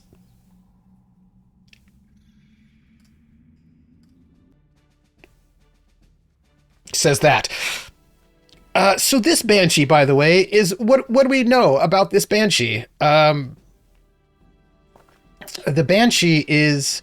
What are you, banshee? You seem like you're screaming. Is this you? Yeah, you okay, well, let's just drag to deal. Hey, Banshee, how are you doing? Bain de Soleil for the Central Payton. That, you know what?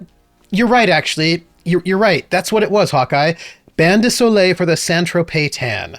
That's what it was. So was it a bronzer or sunscreen or both? You're right, Hawkeye. That's what it was. It was Bain de Soleil for the Saint-Tropez tan. And also, what's up with that? That's all. So, what do we know about this Banshee? 190 XP. It was the 70s or 80s, probably both. I think it was the both. It was the both. Banshees are twisted by the orbit of psyche.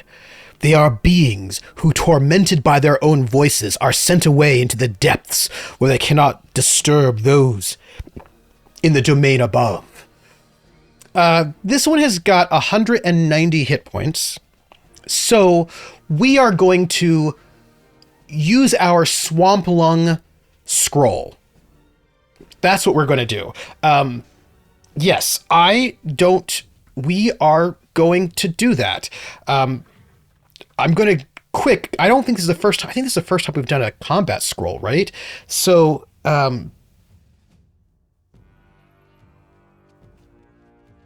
attempt to cast a spell from a scroll. Roll 2d6. Use discipline modifier to shift the dice. If you roll a double, then the spell is cast successfully. If you fail, bad things happen. Okay, so that's something maybe potentially bad. Is there? Well, you can't scream. This is what I'm trying to say. You can't scream when your lungs are swampy. So if we're looking at scrolls, right? Before we do anything, I want to just... We haven't forgotten anything, right? We haven't. No. Good? Yes, no. So scroll...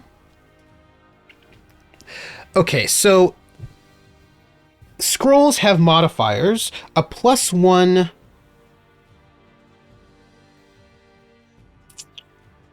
Swamp Lung.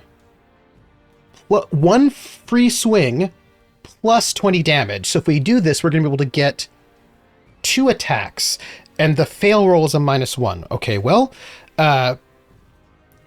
Dispel doubles is double 5s.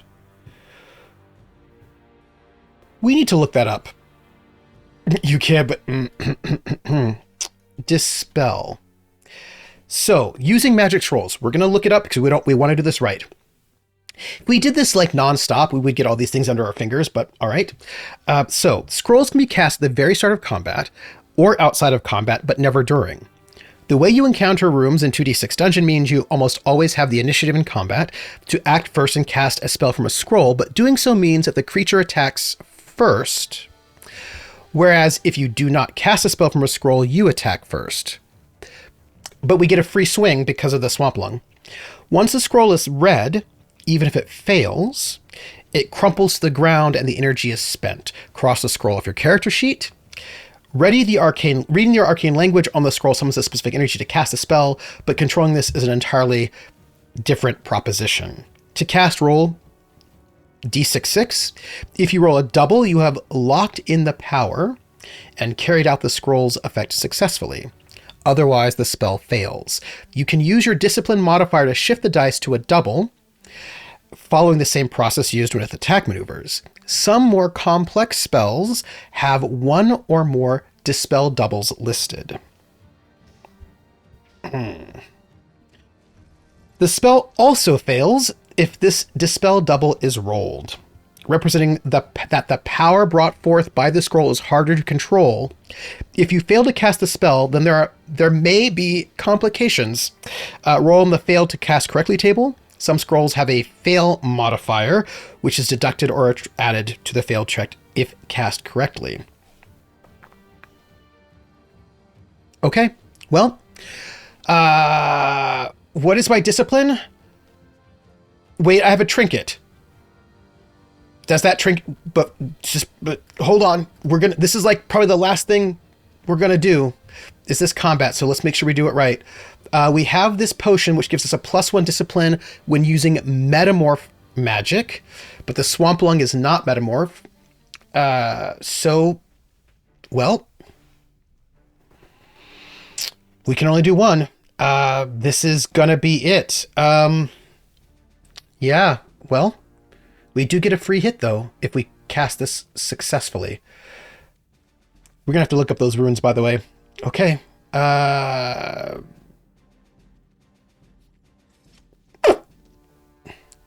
Here we go.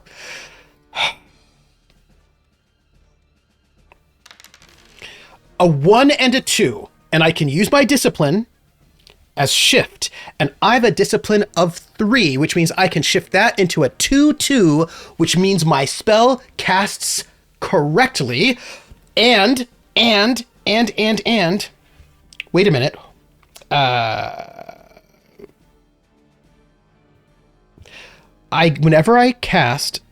Whenever you cast or attempt to cast a magic scroll, you gain 5 XP per adventurer level, and I'm level 5, so I get 25 XP, which I will absolutely take. Just like that. And we're going to cast the spell, which does double damage because we leveled it up. And that's 40 points of damage to this Banshee, which I think is very useful because it has a lot of... Oh, wait, sorry. Oops. I think we just wasted our spell. That's fine. We kill it. Boom. Banshee's dead. We just killed the Banshee, just like that. We probably should not have used our spell. But you know what? Scroll. But you know what? Here's the thing. If you don't use your stuff, then you just hoard it, and that's no good. And so we kill it. We probably shouldn't have, but that's fine. It's fine. It's fine. I'm not mad. You're mad. So why don't we get our... I feel because I only did that because we were running out of time. But we do get 190 XP. Let's just add 190 XP. Oh, we're so close. I know I'm using my stuff. So we got 190 XP, which is very nice. And we get to roll on the BST 2+2 table, which is bags, probably. Bags. BS. The next level is 3,000. We are so close.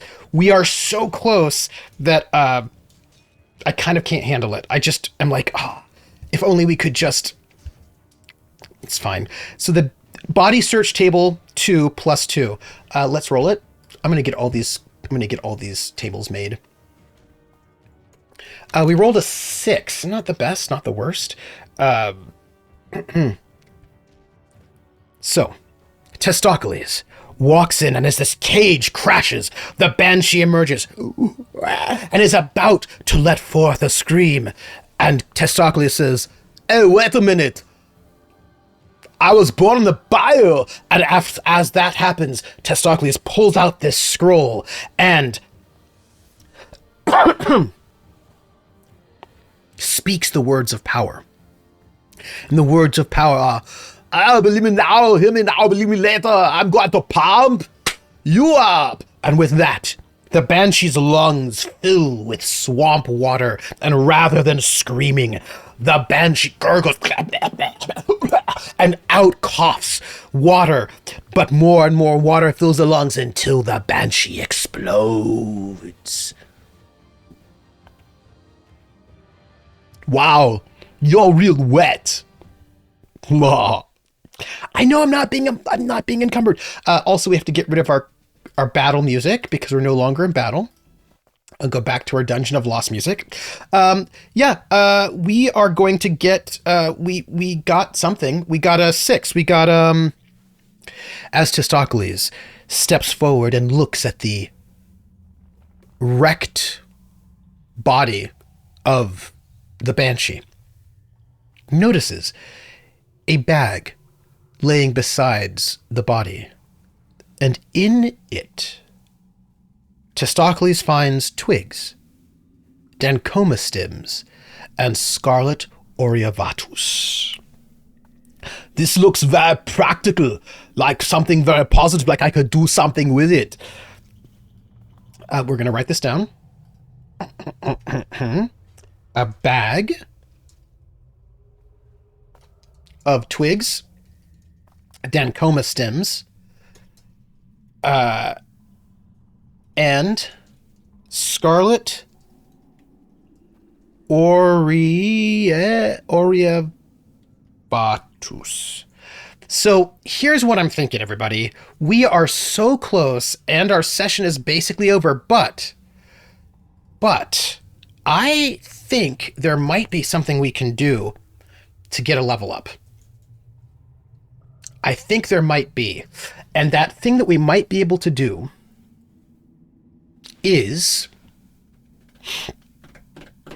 hear me out, we have to look at our character sheet, though. So, in our character sheet, we have an extra scroll spot, and we have one magic potion spot.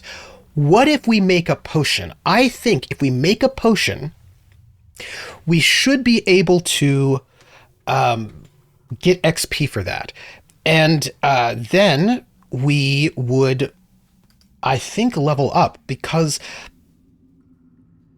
we are really close, right? Let's see. We can make a potion bomb. We can make herbal remedies. We have like a potion of further health, a potion of shield aura, a trinket box, and a flash vial. What can we make? We can make, let's see. Make an herbal remedy. We would get 25 XP. Is that enough for us to level up? Because if it is, then we should try it. We have got, no, it's not enough. We need like 68 more XP, so we can't level up yet. Well, then we'll just have to wait until next week, everybody. So, everyone, that's it. This was our session. Wait. Come back here. Here, right here, is what we have accomplished today, which I will note is a lot. We have, we've got like a pretty good amount of the map done, huh? I think so, at least. And it looks really cool because it's using the DungeonScrawl integration, which I'm loving. And I don't know how much we will get done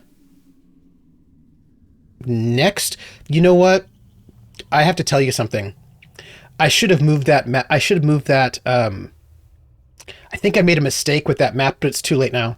I probably should have the hex painting room just one spot to the west, so that we had room to go upwards if we had like a tall room. As it is, our next room is going to probably not be very tall. That will be our life, but that's okay. So, hey everybody, thank you. Wait. So, this was my first stream in Seattle using the Wi-Fi. We will see what Wi-Fi will be good enough for Video Ninja. So let me tell you a couple of things before I go. First off, this was super fun. I like Testaklees, good old Tay. I wonder if we'll finish level 5 next week. Maybe not. It kind of depends on how big the rooms are. I'll be excited to find out if we do. I should also probably start making assets. The first stream in the new place went really well, and it went well because you all have been very lovely. So let me tell you some things. In terms of RPGs, we have got 2 more weeks of 2d6 dungeon. And in those 2 weeks, we are going to finish level 5. That is without a doubt. I have no doubt about that. I don't know if we will get into level 6, but we might. I don't know. We'll find out. But let's talk what's happening next. After these 3 weeks of 2d6 dungeon, we'll be having a very special event on this channel. We will be having someone else GM. We had Greg GM a bit of a Western, but we will also have, in 3 weeks' time, Wandering DM GMing his Martian Cowboys game, which he's developing himself. It's a bit of a play test. We've got a very cool cast. I will be there playing, as will Laugh Love Lindy. And I'm telling you, we'll announce it officially, but also B Zelda and Dimples and Dice. So it's gonna be a really great group of us in a sort of a future. It's a game that Simon's making. It's very cool. It's about like what happens when the billionaires and oligarchs actually settle Mars and then they abandon it and it's bad. And so we're going to be Martian cowboys trying to go and do things. Wandering GM says, someone says, the title's a placeholder, I swear. I still like it, but we're going to be in Mars, and that's going to be a good 6 shot. That'll be in 3 weeks, and I'm really excited for it. So look forward to that. And then I believe as long as I get it confirmed, we'll be having some Seasons of Death. We've got, and we've got some Sandmen coming up. We've got things happening before Traveler starts back up again in September, end of September. So that's that. But tomorrow at 1 p.m. Eastern, 10 p.m. Pacific, I will be here. That is tomorrow for Sandman. No, sorry, Hitman. Hitman's different from Sandman, although the Sandman does like to hit people. Anyhow, Hitman, and I'm going to show you something very cool that I cannot show you now, but I'm going to show you this very cool thing that showed up right before I moved across the country, and that'll be tomorrow. I'll show you that, and we'll just talk and catch up and assassinate some people. That's what we're going to do. We've got that. We're in a compound that's a very tricky compound. We're almost done with that one, I hope. And that's... The Sandman hits you with sleeping powder and sand, death. Hey, everybody. I love this integration. And thanks for hanging out with me. I'm really excited. We're going to go and do more stuff. But I'm going to go and have dinner, I guess. That's what I'm going to do. And... oh, wait, you know what I didn't do? I didn't check to see if we had any donations, tips, or bits, because if we did, then I would, read them out. Let's see. Did we? No tips or bits, but we did get resubs, and I'm going to keep all those resubs up so that I can sing tomorrow. So, thank you so much, and I will see you all tomorrow. I will catch you on the flip side. Thank you so much. Please enjoy my new setup. I will be trying to get a new stand for that green screen and working it out. But thank you so much. And you all are great.